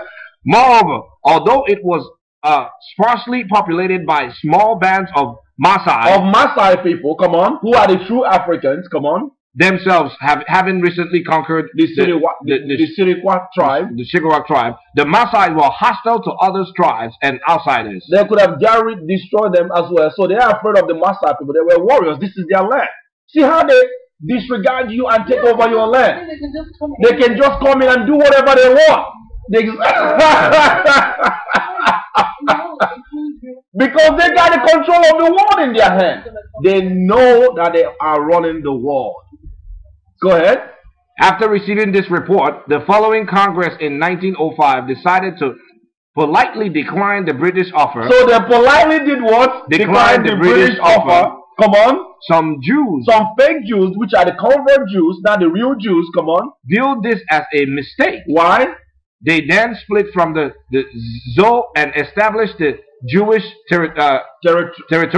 Territorialist Organization. Come on. With the explicit aim of establishing a Jewish state anywhere, not just a Palestine. If you Jewish did move to Kenya, but most settled in the urban centers. Some of these families remain to this day. You see that? And I know some of the people that are European in Kenya. I say, how are these Europeans in Kenya? It's just the historical truth. We're reading plain history. Amazing. And that's going to lead to the Balfour Declaration. The Balfour Declaration. So now, finish up down here where you have, this is where you left off, pick it up. Promises and revolt. Syria remained a part of the Ottoman Empire until the end of the First World War. During the war, Britain had promised Syria Arab nationalists their freedom from the Turkey if the Allies won. But under the secret Skype-Picot agreement, you see that? The secret Skype-Picot agreement, what happened? The British government had also pledged the country as a French sphere of influence. Come on. In 1920, the French drove out the nationalists, and the League of Nations gave France a mandate over Syria. In 1925, Damascus rose in revolt, and the French had to bombard the city into submission. You see that? The Syrians, the French bombarded the city into submission. Come on. The Syrians were promised independence in 1936, but only in 1946 was full independence finally achieved. Come on. Independence and after. From 1946, the country suffered a succession of military and political coups. So starting from that time now, in 1946, now they're going through military coup. This is a nation that has been totally in disarray, religiously and also ethnically, because of the activity of all this conquest parading through that place. Because Syria is geographically located between Middle East and Europe. So anything that travels from Middle East to Africa, north and left and right, moving through Syria into Europe, you gotta come through that area. All the military roll through that area, just like they roll through Jerusalem. a very strategic position. Go ahead. Military and political coups. Between 1958 and 1961, it was part of the United Arab Republic under Egypt's President Nasser. Come on. Syria forces took part in the Arab-Israeli War of 1948, 1956, 1967, and 1973. Go ahead. Syria lost the strategically valuable Golan Heights to Israeli in 1967. See there? They lost the what? They lost the strategically valuable Golan Heights to Israeli in 1967. See there? So they finally managed to, by 1948 they brought the Israelis. So now they've been in conflict with Syria. Because they competed with the Golan Heights. Who's going to control that area? And America and the Western Europeans supported Israeli, not the real Israelites, but the fake Israeli converts now that took over the land to control those areas now. Go ahead. And won them back at the start of the 1973 war. Come on. But the heights were later retaken by the Israelis. You see there? Israelis always in battle with these modern day Syrians. Go ahead. Syrian politics have been dominated since 1963 by the ideology of the Ba'ath Party, which advocates socialist revolution, which goes against democracy. Go ahead. Throughout the Arab world. In 1966, Nureddin al-Atassi seized power. He himself was ousted in 1970, and Hafez al-Assad became president. Assad became what? President in 1971. And this is going to be the father of Assad that's fighting right now in Syria. We just came through the history full circle. This Assad that is fighting, he's been fighting against his people, against the Israeli regime. So when I was in college, I studied politics as well and economics. They call Syria a rogue nation, just like Iran. Everyone that opposes it has a socialist agenda that does not line up, because now Iran is linked up with Syria, with their biggest ally. We will read that in modern politics now. To see how this war has been raging. These are Edomites fighting over the control of some are Muslims. The Mossad has sent a conflict among the nations. So now, let's get into the conflict, into the Bible now. Isaiah chapter 17. Well, these are the two key. The Most High is causing the nations to fight. Isaiah chapter 34, verse 1. Let's read that.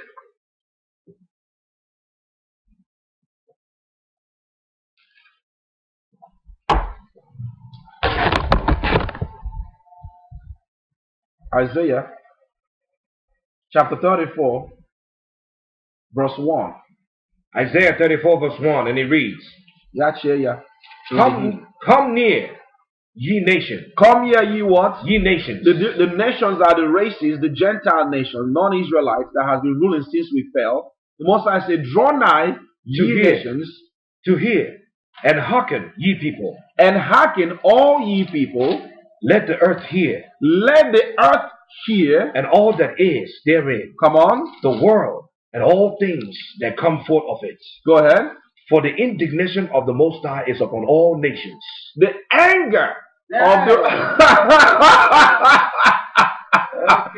The anger of the Most High is against all these Gentile governments. Why? And his fury upon all their armies. His anger is upon their what? Armies. Their military. They must come to fight in Jerusalem. He's sending this nation. He sent the conflict amongst them that they're going to fight to break their empires. His fury upon all their armies. Go ahead. He had utterly destroyed them. He had delivered them to slaughter. He had delivered them to what? To slaughter. This is the world war that is about to rage. Come on. Their slain also shall be cast out, and their stink shall come up out of their carcasses. Their stench shall come out of their what? Carcasses. Out of their carcasses. You see there? Bodies dead. Listen, when you look at what, they're not even showing you CNN what's going on in Syria right now. You have people that are lined up and being shot on their head. Pop, pop, pop, pop. But you're going to find out who's behind these wars. Who's behind the death and destruction in Syria right now. We're going to show you that. By the death, the war in Syria is going to lead to the liberation. Keep your hand there. Let's read that history real quick. In current events now.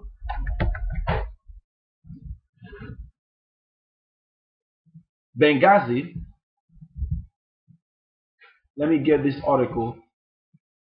This is a military general, U.S. military general, saying that the war in Syria is going to trigger a World War III. That's what they understand, and that's exactly what the Bible is describing. We have an article here. Let's read this article here. It says, read the title. This is from the Washington Free Beacon magazine. It says General Martin Dempsey warns U.S. intervention in Syria will trigger wider war. This is the General Martin Dempsey letting you know that, but U.S. is already involved in the war. They are behind this war. The European powers, Edom, is controlling all these wars. Well, that's what he's not telling you, but he does not want to come down to show that they're actually now physically supporting it. But they've been, they've always been involved. The covert wars. We're going to look at that now. Let's read it down. U.S. military interventions in Syria on behalf of Syrian rebels fighting the Bashar al-Assad regime risk embroiling the United States and states in the region in a wider conflict. You see that? In a wider conflict. Go ahead. The chairman of the Joint Chief of Staff said in a letter to Congress, Army General Martin Dempsey provided a mainly negative assessment of U.S. military interventions and warned that joining the war in Syria could assist Islamist extremists, help them gain access to chemical weapons, and further erode U.S. military readiness, already suffering from sharp defense budget cuts. Because they did cut their defense budget, but they've already have enough to fund their wars, because they got military stretched thin. So come on. Using forces is no less than an act of war, Dempsey stated in the July 19th letter, adding that any use of force should be based on confidence that it will achieve the U.S. policy of ousting the Assad regime. Ousting the what? The Assad regime. Because the Assad regime is lined up with who? Iran. So you have Saudi Arabia that's lined up, which is the house of Ishmael, lined up with the house of Esau, the 10 horn, the European powers, and the United Nations and the United States, working together to topple Iran and Syria, because Syria, even though they're Muslim now, that was taken down by the Umayyad and the Ottoman Empire, they actually understand the agenda. They have been fighting this war for a long time against the Israeli occupation in Jerusalem. These are the conflicts that the Most High sent amongst the nations. They are divided. Iran, Syria, called a rogue nation, and then you see Israeli, the United Nations, US, and the EU working on one hand to destabilize the Middle East and set up their one world government. And the Dempseys want it so that they don't want to show a physical overarching hand, but they're already there because they are the ones that are funded. We want to look at that. That's the general warning about a greater, wider war. And guess what? That's what the Bible shows. We're going to read that out of the Bible. Here, let's read this one. And a brief article I'm going to make it. I'm not going to go into detail. If you want, I'm going to send you this article later on. But I want to look at this one too. It talks about how they've been involved in this war. Let's read this one. Whistleblower exclusive. Benghazi cover up in the proxy battle with the war in Iran. Let's read this one real quick. The immediate concern for the Obama administration after the attack in Benghazi was to cover up the connection with Iran and Syria to answer al-Sharia and Al-Qaeda in the Islamic Maghreb, AQIM, according to the Benghazi whistleblower source. It says the attack in Benghazi that killed 4 Americans, including Ambassador Christopher Stevens, was not a terrorist attack. It was a nation-state attack, an escalation of war, and an opening of a new front in the tit-for-tat conflict with Iran and by extension their proxy partner Russia, that is now being fought in Syria. That is now being what? Fought in Syria. So the war in Syria, which we saw in history that Russia has always been down with Syria, that's why they supported them for a long time. Proxy war and Syria with Russia and Iran are lined up in one hand against United Nations, the EU, US, and now you have America in this conflict. No, this is by you just realizing that this is not having to do with terrorist attack. It has to do with Bible prophecy. It has nothing to do with terrorist attack, absolutely at all. That's a cover-up. That's a diversion. The real event is happening and people are not paying attention. Go ahead. For anyone who thinks Americans will be told that Benghazi was a nation-state attack by ex-CIA chief David Petraeus in the near future. Don't worry about that, because he's going to go in to talk about David Petraeus. He's going to go into the David Petraeus was the general of U.S. general as well. That was turned into a CIA director. Let's read this. Hillary Clinton and the cover-up. Because you're going to find out that they've always worked together to send military ammunition. They send military ammunition to take down Libya. They send military ammunition to take down Gaddafi. We saw that in Libya. Now, they also, the same people that was called to be Al-Qaeda are the same people that they're actually funding to fight now in Syria against Assad regime. And this is the real cover-up. Let's read a little bit on that. Hillary Clinton and the cover-up. If you don't address the Iranian and Syrian connections to the nation-state attack in Benghazi, you cannot get to the Clintons.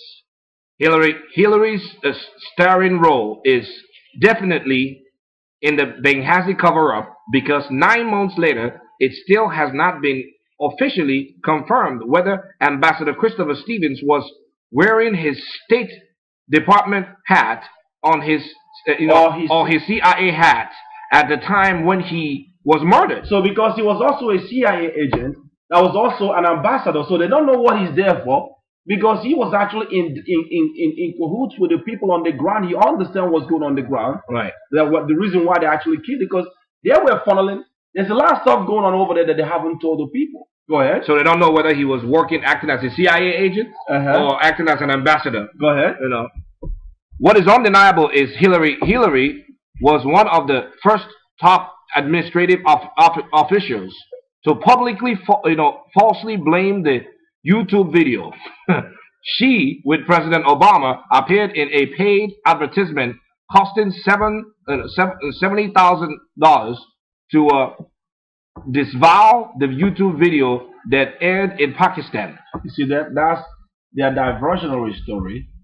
But let's get to the point here, where he talks about what the war is really about. The next time someone, be it in the media, President Obama or Secretary of State John Kerry or member of the Congress like the insurable Senator John McCain, says the U.S. needs to overthrow Syria, President Assad, or for humanitarian purposes, ask them what they think will happen next. Are they really so stupid to actually believe that freedom and democracy, unicorn peace and lollipops will take over Syria after Assad is removed, or will another vacuum be created for the Muslim Brotherhood to fill, a vacuum that will be filled by massive bloodshed, ethnic cleansing, genocide that could set the entire region on fire?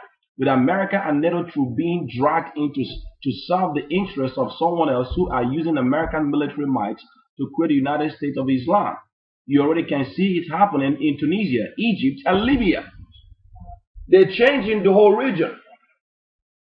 They're actually taking over the whole area and bringing down to establish the Jewish Zionists and the control of the Western powers over those regions. It was all a plan to take down Syria. They systematically wanted to go into Iraq, Afghanistan. From Afghanistan, they went into where? They went into Libya, where Tunisia, Libya, Egypt. Libya now, after Libya now, they're going into Syria. They take down Syria, now comes Iran. These are all wars that are planned to destabilize the whole Middle East, but this is going to lead to the greater war. That's what the general warns about, and that's what says the Bible says here. So we're going to read in the Bible. We have Second Ezra.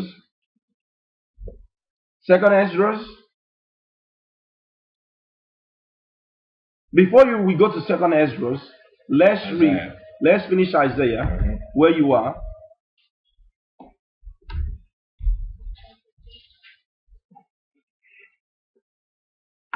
Let's go to Isaiah 34.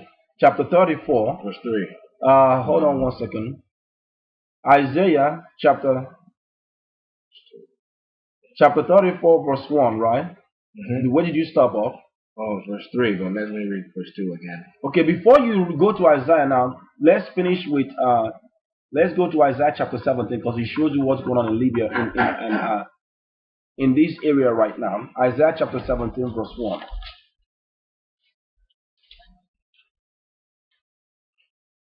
Isaiah chapter 17 verse 1. The burden of Damascus. The burden of what? Damascus. The burden of Damascus, Aram or Syria.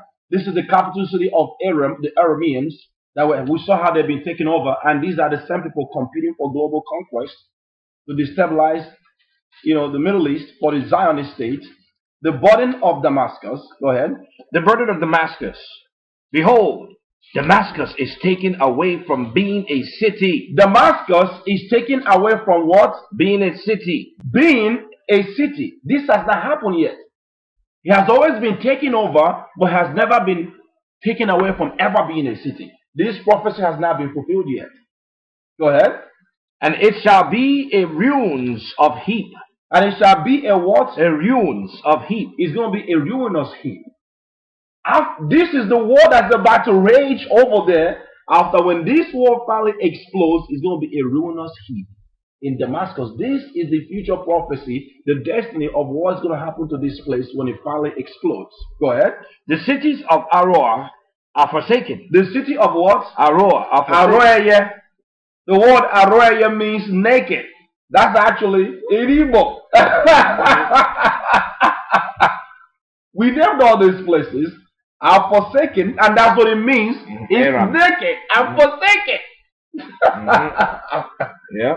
It's naked and forsaken. It's a future destination. Did you read that in Hebrew? Yeah. Thank you. What does it say in Hebrew? It says nudity. Nudity is naked. Go ahead. They shall be for flocks, which shall lie down, and none shall make them afraid. Come on.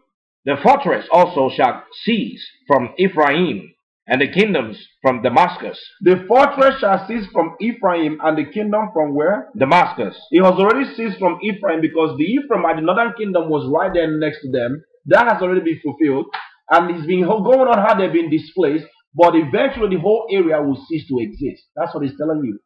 Go ahead. And the kingdom from Damascus, and the remnant of Syria, they shall be as the glory of the children of Israel, said Ahiah of hosts. Come on. And in that day, what day? The day of the Most High. What will happen? It shall come to pass that the glory of Jacob shall be made thin. Come on. And the fatness of his flesh shall wax lean. Exactly what we've been going through. We've been made lean all these years. We're no longer in Jerusalem. Our glory is no more there. And that's why all these powers have been doing all this stuff. But if Ephraimites has been gone, the Puerto Ricans, the Mexicans, the North American Indians, they already left. Damascus has been pillaged down, leading to the final conflict that's going to destroy the whole area. Go ahead. And it shall be as when the harvestman gathereth the corn, Come on. and reapeth the ears with his arm. And it shall be as he that gathereth ears in the valley of Rephaim. In the valley of what? Rephaim. Come on. Yet gleaning grapes shall be left in it, as the shakes of an olive tree. When you shake up an olive tree, it's not going to be very few remaining. This is after this collapse. This is the conflict that we're about to go in there. That's what all these wars are going to lead into. Go ahead. 2 or 3 berries in the top of the uppermost bough, 4 or 5 in the utmost fruit branches thereof, said Ahiah of hosts of Israel. The power of Israelites, our God, the power of the Igbos. Come on. At that day shall a man look for his maker, and his eyes shall have respect to the Holy One of Israel. When these things happen, the world will begin to respect the Most High. This is what's shaping up over there in Middle East. Come on. And he shall not look to the altars, the works of his hand, neither shall he respect that which his fingers have made, either the groves or images. You see that? Because all these areas that are replete with paganism, you have Islam, you have false Christianity that is all written in those areas. Then you have the indigenous paganism, then you have the Roman influences in all these places, and the Grecian influences. All these idolatries are going to be rid of in those areas. Come on. In that day shall his strong city be as a forsaken ball, and as upmost branch, which they have left because of the children of Israel. Why are all these things happening? Because of the children of Israel. All this war is happening because of what? Because of the children of Israel. Because of the controversy of Zion. Those whole area are going down because Israel must rise. Go ahead. And there shall be this desolation. And there shall be a what? Desolation. So this wars heading in all this area. We saw the same thing. A lot of these regional wars is leading to those children that are giving rulership to rise back again. Go ahead. Because thou hast forgotten the Elohim of thy salvation, and hast not been mindful of the rock of thy strength. Therefore shalt thou plant pleasant plants, and shalt set it with strange slips. In the day shalt thou make thy plant to grow, in the morning shalt thou make thy seed to flourish, but the harvest shall be a heap in the day of grief and desperate sorrow. In the day of heap and desperate sorrow. Desperation is coming. In fact, it's already happening there right now. Over millions of people have been killed. Millions has already been displaced. And people don't understand the hand of the Western powers that are actually influencing and controlling all this stuff. Sending their missiles, they're sending weapons. Now, the Congress negotiated to send weapons to Al-Qaeda, the network that they say was fighting in Afghanistan. But now that's what they're using to fight against Assad regime right now. How could you use Al-Qaeda to actually fight your wars that you say were responsible for September 11th? This is what the psychology, the truth of what's really going on in the world is. People don't even understand what's going on. The secret agreement that's really going on. Come on. It says, woe to the multitude of people, which make a noise like the noise of the seas, and to the rushing of nations, that make a rushing like the rushing of the mighty waters. So the whole world is going to see when this war finally explodes, full circle. And it looks like it's nearer, because we saw another oracle where it said that this war is going to last longer. But they're trying to manage it as a crisis. But when this thing explodes, Russia is pulled in, Iran is pulled in, here comes Syria, and then this whole thing could actually explode and impact the whole world right now. The whole world is going to be hearing it. That's why I say what? Woe to what? Woe to the multitude of the many people. Of destruction and sorrow to the multitude of many people, which make noise like the noise of the sea, and to the rushing of the nation that make a rushing like the rushing of the mighty waters. Come on. The nations shall rush like the rushing of many waters, but the Most High shall rebuke them. The Most High shall what? Rebuke them. Come on. And they shall flee far off, and shall be chased as the chaff of the mountain before the wind, and like a rolling things before the whirlwind. Come on. And behold, at evening tide trouble, and before the And behold, at eventide trouble, and before the morning he is not. This is the portion of them that spoil us, and the lot of them that rob us. This is the portion of them that spoil us. The people that have exploited the 12 tribes of Israel, that set up empires and governments, and kept our peoples worldwide poor, and hid the true record of history. This is their portion. They're all going to be in toil, sorrow, and pain. The whole world will be impacted when this thing finally explodes. And we're looking at it right now. It's happening as we speak. This is what's really going on over there. Let's jump down to Isaiah chapter 30. Jeremiah. Let's go to Jeremiah chapter 49, verse 23 to 27. Jeremiah is Jeremiah in the Hebrew, in English. Chapter 49, verse 23. Jeremiah, still speaking about the burden of Damascus or Syria, which is the Arameans or Aram. Chapter 39. Chapter what? 49, verse 23. Verse 23, right? Let's read that. Concerning Damascus. Concerning what? Damascus. Syria. The city, capital city of Damascus, is this Damascus. Go ahead. Hamath is confounded. Hamath is what? Is confounded. Go ahead. And Arpad. And Arpad, for they have heard evil tidings. For they have heard evil news. Exactly what's been going on right now. There are confusion in Syria right now, but they're not showing it to you on CNN, really. You gotta go to YouTube and look at people shooting personal videos and posting the massive deaths that's going on right now. And people are comfortable, don't even understand that it's coming right here. It's coming right to roost at home. Because our government here has funded these wars and these terrorists, the true terrorists, to displace people, because this is the war that Satan is funding through the same Zionists and the power structures control the world. Read it. It says, they have heard evil tidings. They are faint-hearted. There is sorrow. There is what? Sorrow. Come on the sea. Go ahead. It cannot be quiet. It cannot be quiet. Verse 24. Damascus is waxed feeble. Damascus is waxed feeble, meaning that it's aged, it's fallen apart. Come on. And turneth herself to flee. Go ahead. And fear hath seized on her. Anguish and sorrows have taken her as a woman in travail. And that's what's going on right now. People have displaced to Jordan. People have displaced to Turkey. People have been displaced across all the regions over there as we're speaking. People left their homes. People are reporting. Go to YouTube. They're reporting how they can't even be in their homes anymore. You have war raging right now. And who's behind the war? The 10 horns, which is the European Union and NATO. And then you have America, the little horn, against Assad, which is Syria, supported by who? Iran, their biggest ally. And finally, Russia. CNN won't tell you what's really going on. Go ahead. 25. How is the city of praise not left, the city of my joy?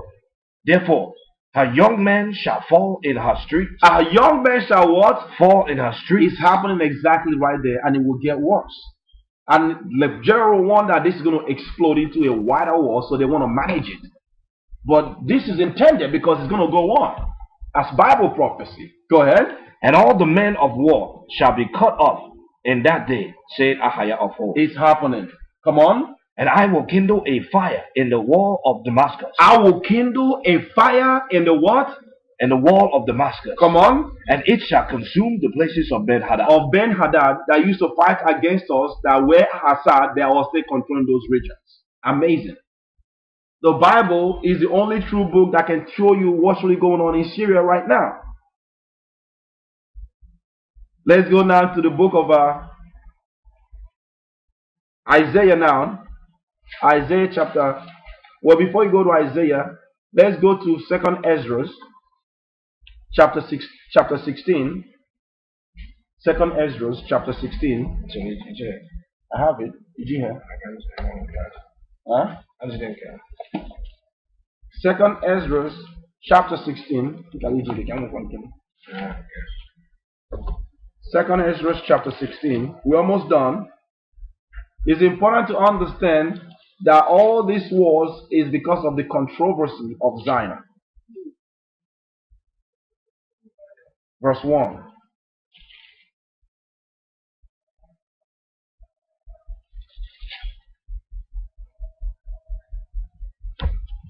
Second Ezra chapter 16 verse 1.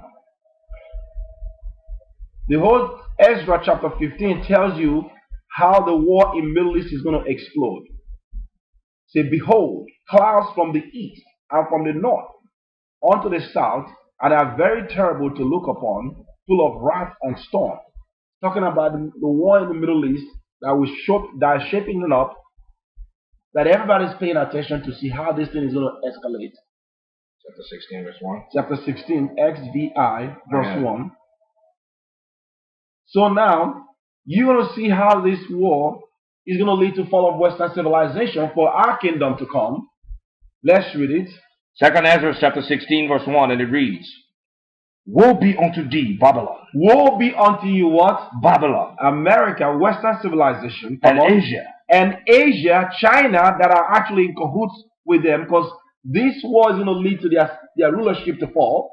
Come on. Woe be unto thee, Egypt. What is going on in Egypt right now? Revolt is going on in Egypt. It's been happening in Egypt. You saw the same thing happen in Tunisia. Those areas are significant in Bible prophecy. Come on. Woe be unto thee, Egypt and Syria. And what? And Syria. And what? And Syria. And Syria. Woe means sorrow and destruction. And shame. And shame. Syria, come on. Gird up yourselves with cloths of sack and hair. Bewail your children. Bewail your children. And be sorry. Why? For your destruction is at hand. The destruction is here. When you begin to see how they move to all these different geographic locations, and here comes Syria, destruction is at hand. Come on. A sword is sent upon you. The Most High is speaking what? A sword is sent upon you. Come on. And who may turn it back? Who's going to change this, reverse this cycle? The Most High is behind this wars. Why? Because he opened the veil. Keep your hands there. Go to Revelation chapter 5 to show you how the Most High allowed events to happen after the death of Christ that will open a veil or a seal for all these wars that will lead to our kingdom coming. Revelation. The book of Revelation chapter 5 verse 1, I believe. Yeah. Well, read Revelation chapter 1 verse 1 before you read that.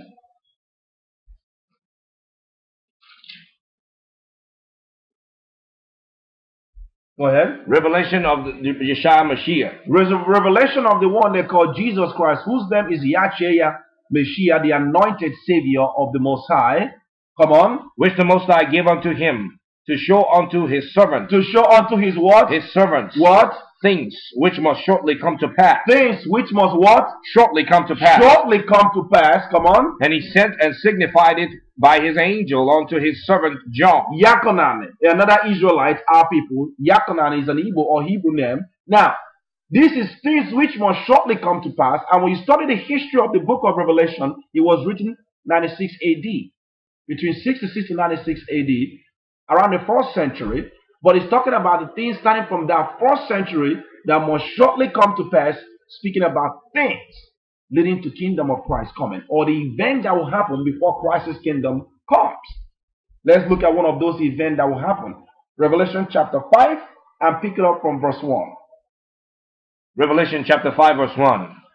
And I saw in the night in the right hand of him that sat on the throne a book written within and on the backside, sealed with 7 seals. Sealed with how many seals? With 7 seals. 7 seals contains information or activities or events which will shortly come to pass that will bring things to cause to happen in this earth.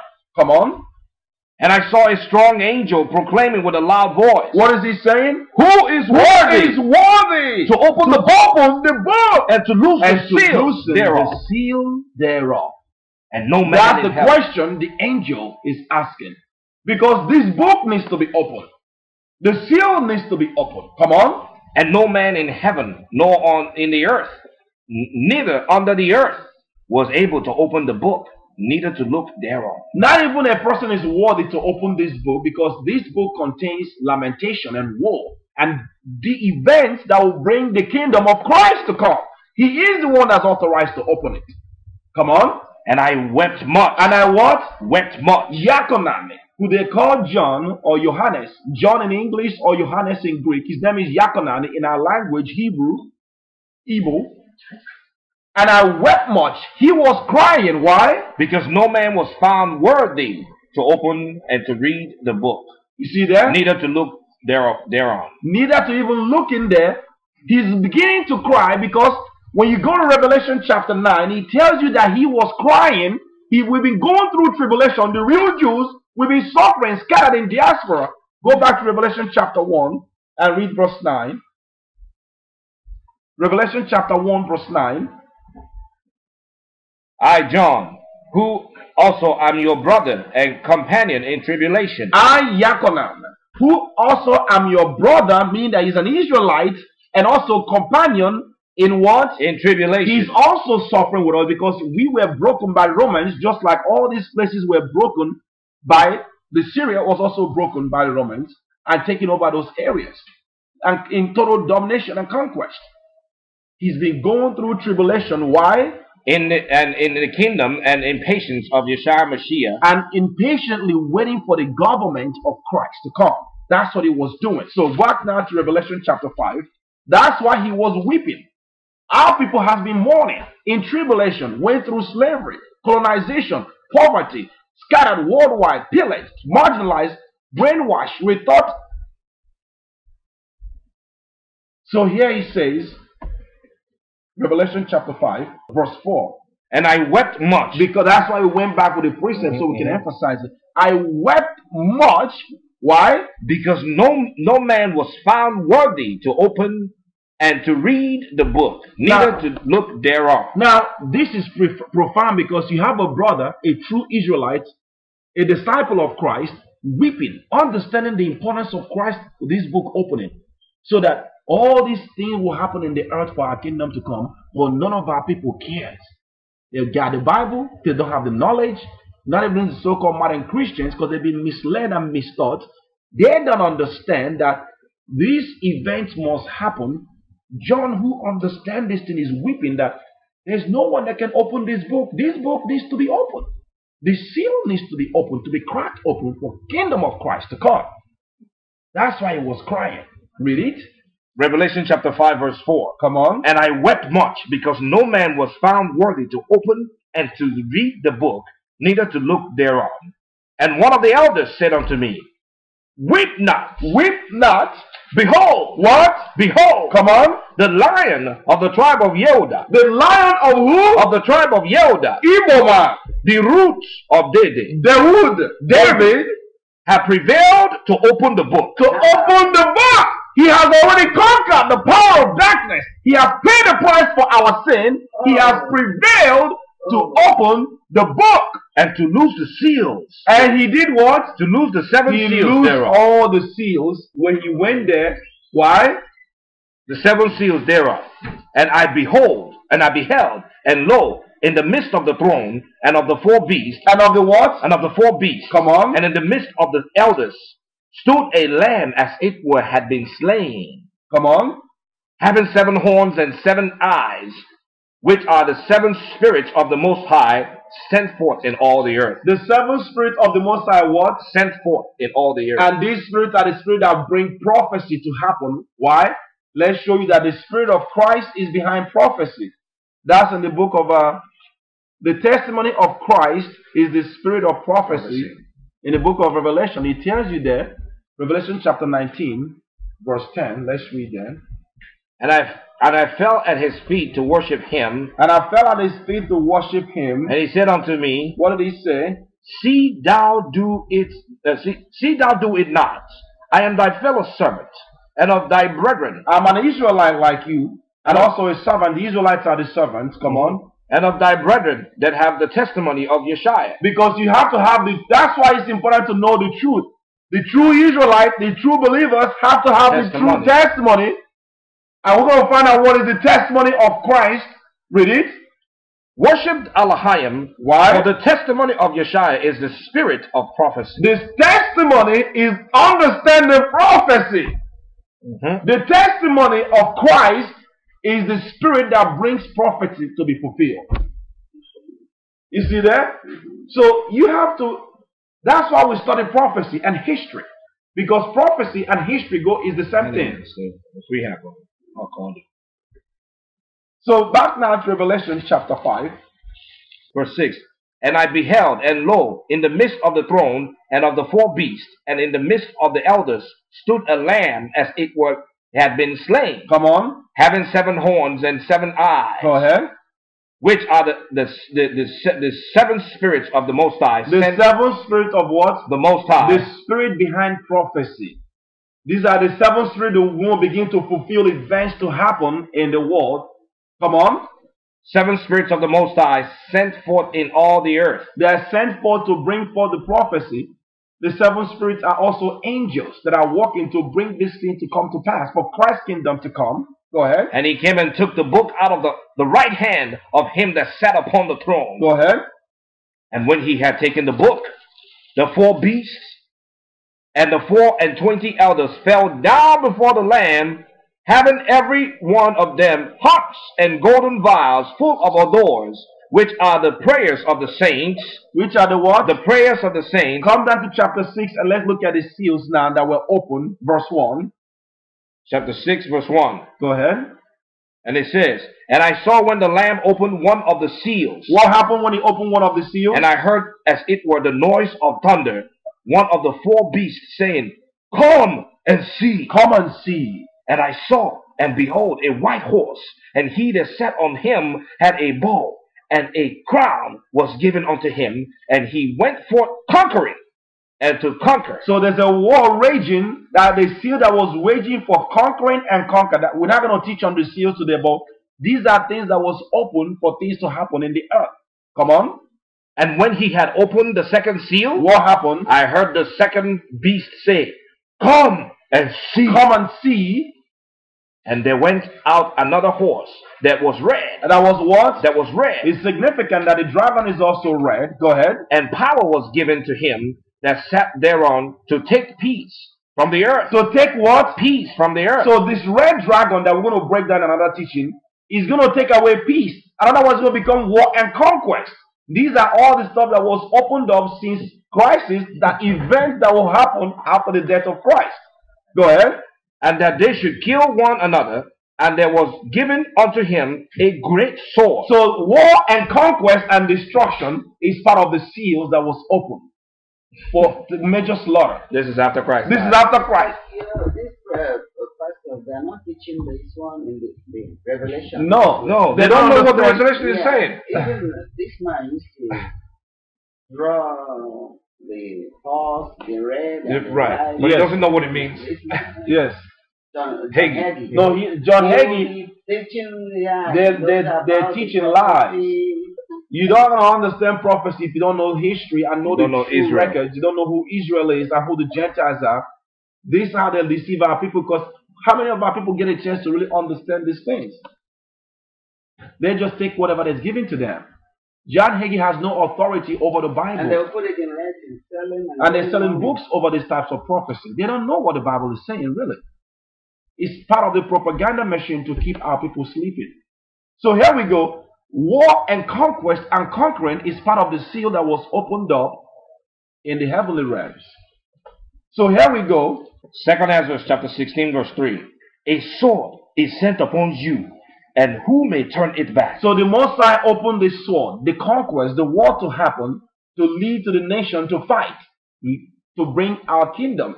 Because the war took us down and scattered us through economic and political conquest. Go ahead. A fire is sent among you. Nuclear, thermonuclear explosion. We read them concerned about that even in Syria. Go ahead. Who may quench it? They're also concerned about it in Iran. Nuclear, thermonuclear explosion.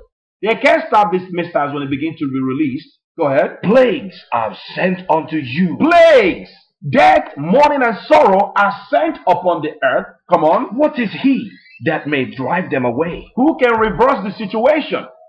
Go ahead. May any man drive away an hungry lion in the woods?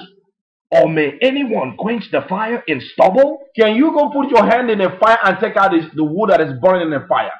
Go ahead. When it had begun to burn? No. May one turn again the arrow that is shot of a strong archer? A strong, mighty warrior, when he shoots an archer, can you go reverse it?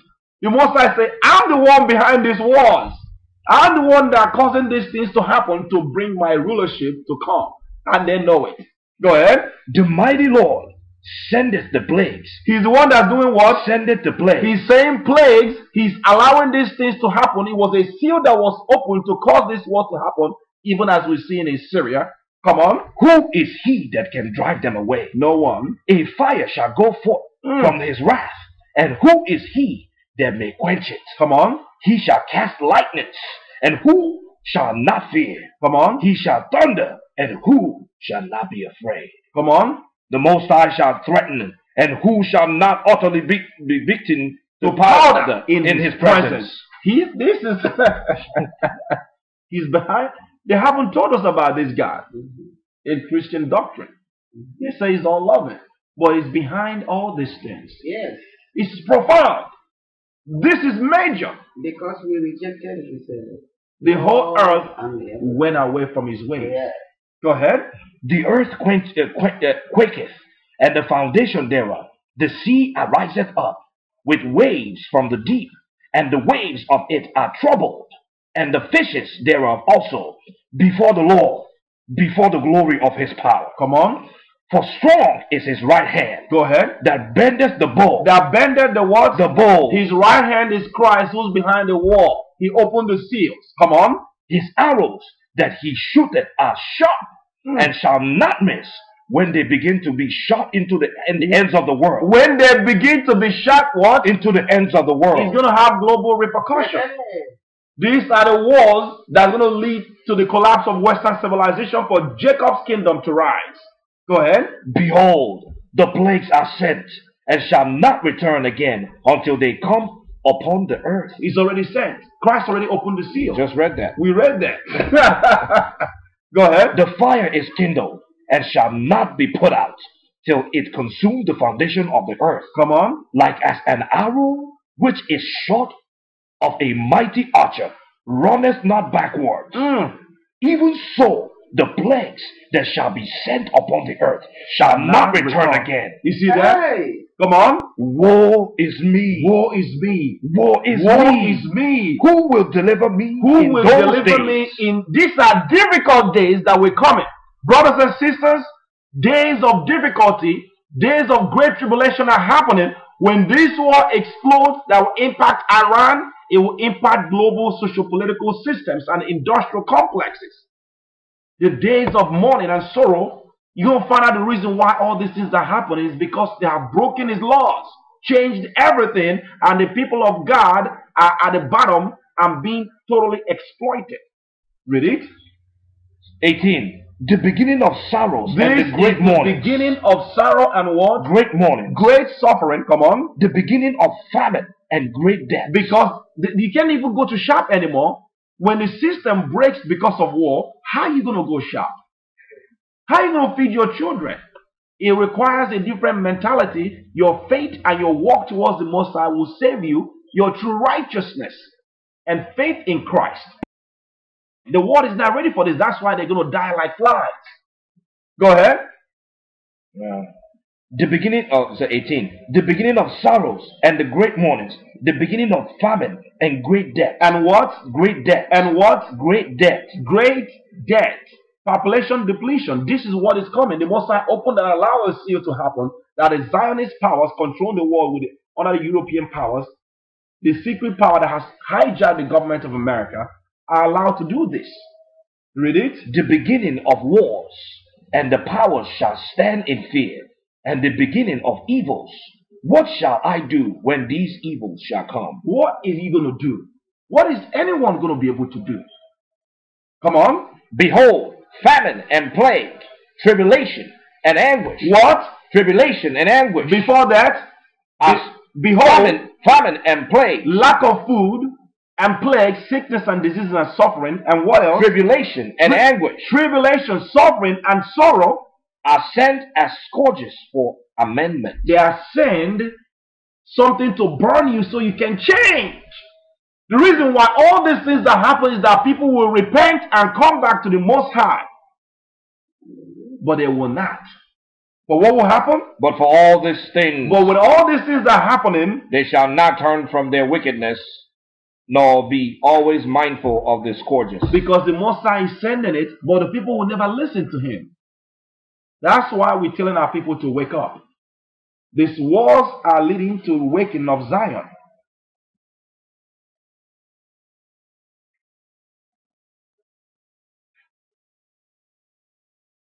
To awakening of the people, both Jews and Gentiles, that will wake up.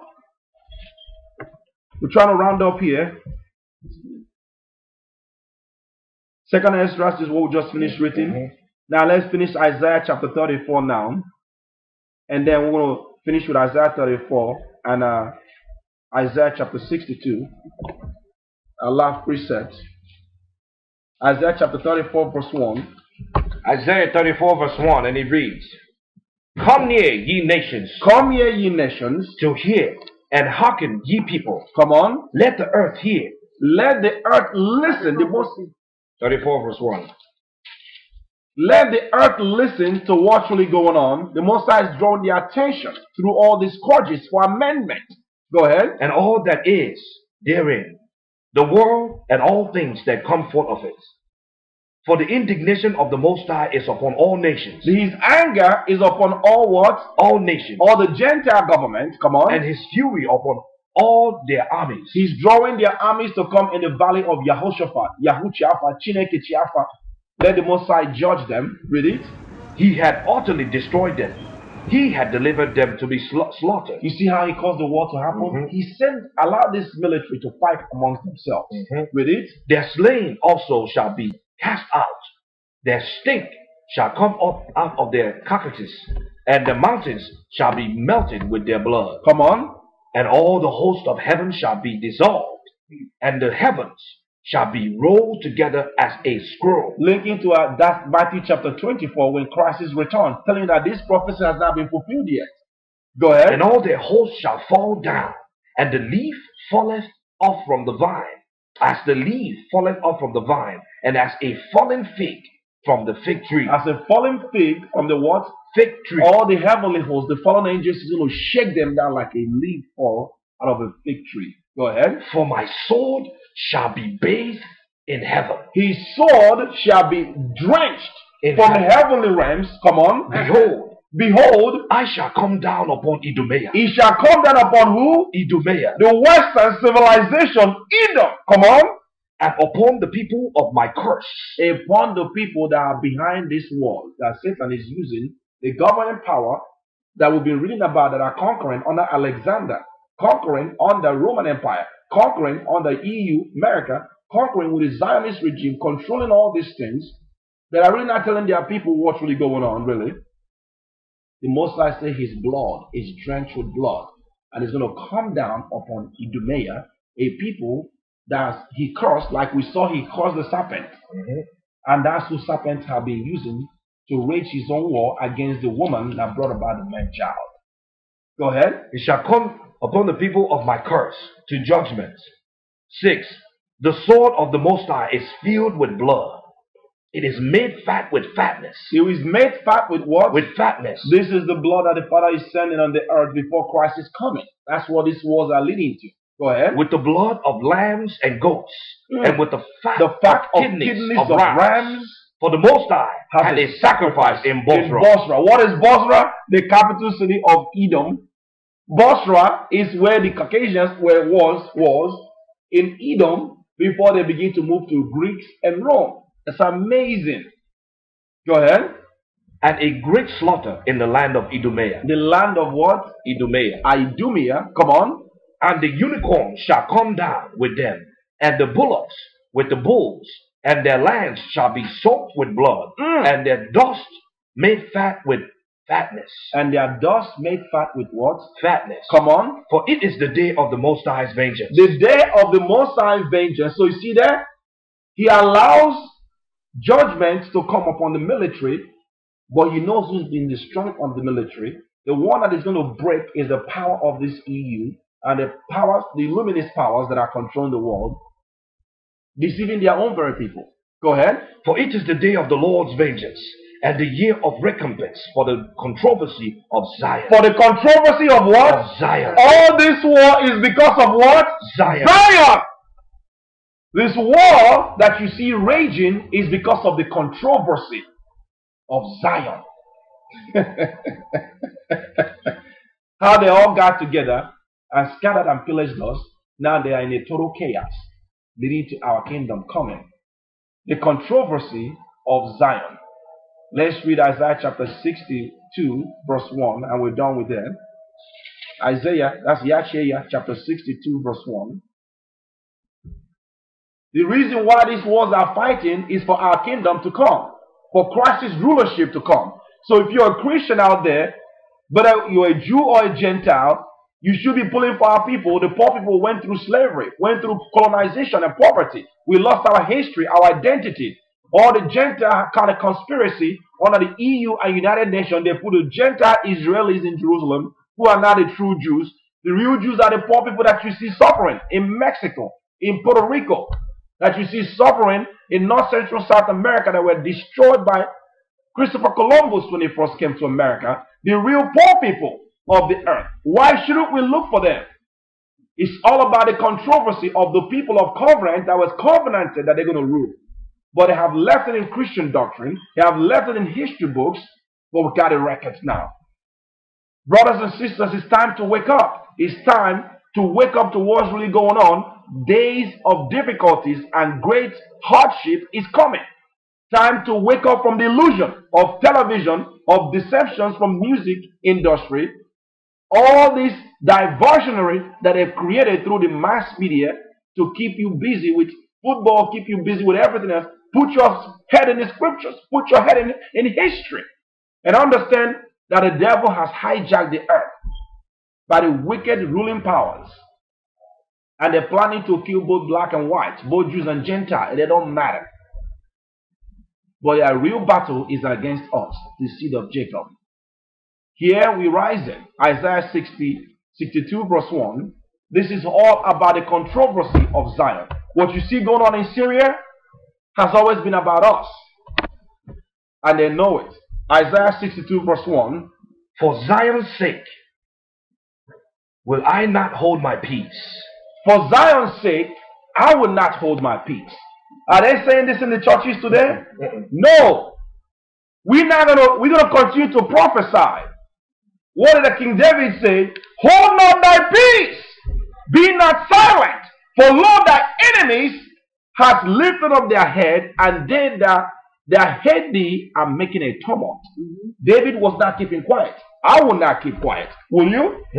We're going to continue to prophesy and speak this truth as long as we have power and breath in our life to let our people, it's their time to wake up. The kingdom is at hand.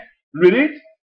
For Zion's sake will I not hold my peace. Come on. And for Jerusalem's sake I will not rest. Come on. Until the righteousness thereof go forth as brightness. And the salvation and thereof. The what? And the salvation. The salvation, the rulership promised to us, come on, thereof as a lamp that burneth. As a lamp that burns. As a lamp that shines so bright. We're not going to rest, brothers and sisters. We will continue to declare the truth. Let them know that our government is at hand. Read it. And the Gentiles shall see thy righteousness, and all the kings thy glory, and thou shalt be called by a new name, which the mouth of Ahiah shall name. That name has not been revealed yet. He's going to give us a new name. Praise the Most High. Read it. Thou shalt also be a crown of glory in the hand of the Most High. Come on. And a royal diadem. This is the kingdom of Christ. In the hand of Allah. In the hand of who? In the land. A royal jewelry. The kingship is belong to Jacob. This is why all these wars are raging. That the nations where their armies are fighting to break their power, that the poor will rise. The first shall be the last, and the last first. Read it. Thou shalt no more be termed forsaken. We shall no more be called what? Termed forsaken. Because we were forsaken. We went into captivity and slavery and forsaken as a people. They were not even in the picture of all the war that's going on in the Middle East right now. It's really about us. They don't know it, but we're not even in the picture. Jerusalem has been forsaken. The Gentiles have taken over the land. Exactly what Christ prophesied. And thou shalt be termed, no more be termed what? Forsaken. Come on. Neither shall thy land any more be termed desolate. Our land, the land of Jerusalem, shall not anymore be called what? Desolate. It shall no more be called desolate. Because our land became desolate when we broke the covenant because our forefathers were disobedient. Read it. But thou shalt be called Hephzibah. Thou shalt be called Hephzibah. And thy land Beulah. And thy land what? Beulah. Beulah. Read it. For the Most High delighted in thee, and thy land shall be married. Go ahead. As for a young man, as a young man married a virgin, so shall thy sons marry thee. And as the bridegroom rejoice over the bride, so shall the Most High rejoice over thee. So the Most High is going to rejoice over the people of Zion. This is our land, brothers and sisters. But the Most High is bringing a change and a transformation To that land. to that land. That's right. A new kingdom. Not the one that was built with earthly material, but the land whose Most High is actually the maker, the architect, and the builder. The land of Jerusalem. Read it. I have set watchmen upon thy walls, O Jerusalem, which shall never hold their peace day or night. So the Most High has a people that understand what's really going on, like us. We're researching. We're not sleeping. We're going to continue to prophesy this truth day and night. Go ahead. Ye that make mention of the Most High, keep not silence. Do not be quiet. Do not be quiet. We gotta continue to speak this truth to let our people know, even when they don't want to hear it. And let the Spirit do its work. Read it. And give him no rest till he establishes and till he make Jerusalem a praise in the earth. This is the holy Jerusalem that we saw in Revelation chapter 22, 21, that is promised, that has our names written on it as the children of Zion. Read it. The Most High hath sworn by his right hand and by the arm of his strength, Which is Christ. what is surely I will no more give thy corn to be meat for thine enemies, and the sons of thy strangers shall not drink thy wine for which thou hast labored, but they that have gathered it shall eat it. You see that? Praise the Most High. Praise the Most High. We're going to enjoy our fruit of labor now. So you're not going to work 9 to 5 building the Western civilization through slavery. Industrial revolution was built by our people. We've exploited. We built the railroads. We built everything for nothing. But now the kingdom that Christ promised us is fast approaching. For anyone that loves truth and justice, they should join us in the cause for the great awakening, for this prophecy to fulfill. If you say you believe in Christ, this is the true work that needs to be done. Forget about what is said in these churches. It's about bringing the sons of Zion back and bringing the kingdom about the people and the land. Read it. And they that have brought it together, What shall, verse 9, Go ahead. But they that have gathered it shall eat it, and praise the Most High, and they that brought it together shall drink it, and in the court of my holiness. because it's going to be a holy nation. No evil, no sin, no wickedness, no exploitation anymore, no more war. It will be peace. This is what we're looking forward to. Read it. Go through the gates. Prepare ye the way of the people. Prepare ye the what? The way of the people. We're going in the highways to begin to prepare our people and even the Gentiles that want to receive this truth. Read it. Cast up the highways. Gather out the stones. Lift up a standard for the people. Come on. Behold, the Lord had proclaimed unto the ends of the world. He has sent a message to the end of the world, back in the book of Jeremiah and many places in the Bible. What? Say ye to the daughter of Zion, You tell my people what? behold, thy salvation cometh. Our salvation is here. That's what Christ said. Christ said salvation is of the Jews. This is the true gospel of peace, the gospel of salvation to the poor The and the kingdom of meek. heaven is at hand. The kingdom of heaven is at hand. Read it. Thy salvation cometh. Behold, his reward is with him, and his work before him. He's going to reward you according to your work in the kingdom. Read it. And they shall call them, and the holy people, They shall call us what? the holy people, We are the holy people. Read it. the redeemed of the Most High. Because he has redeemed us from this world because of these wars and destruction. Read it. And thou shalt be called, sought out, a city not forsaken. Praise the Most High. Amen. That's the burden of Syria, is the controversy of Zion.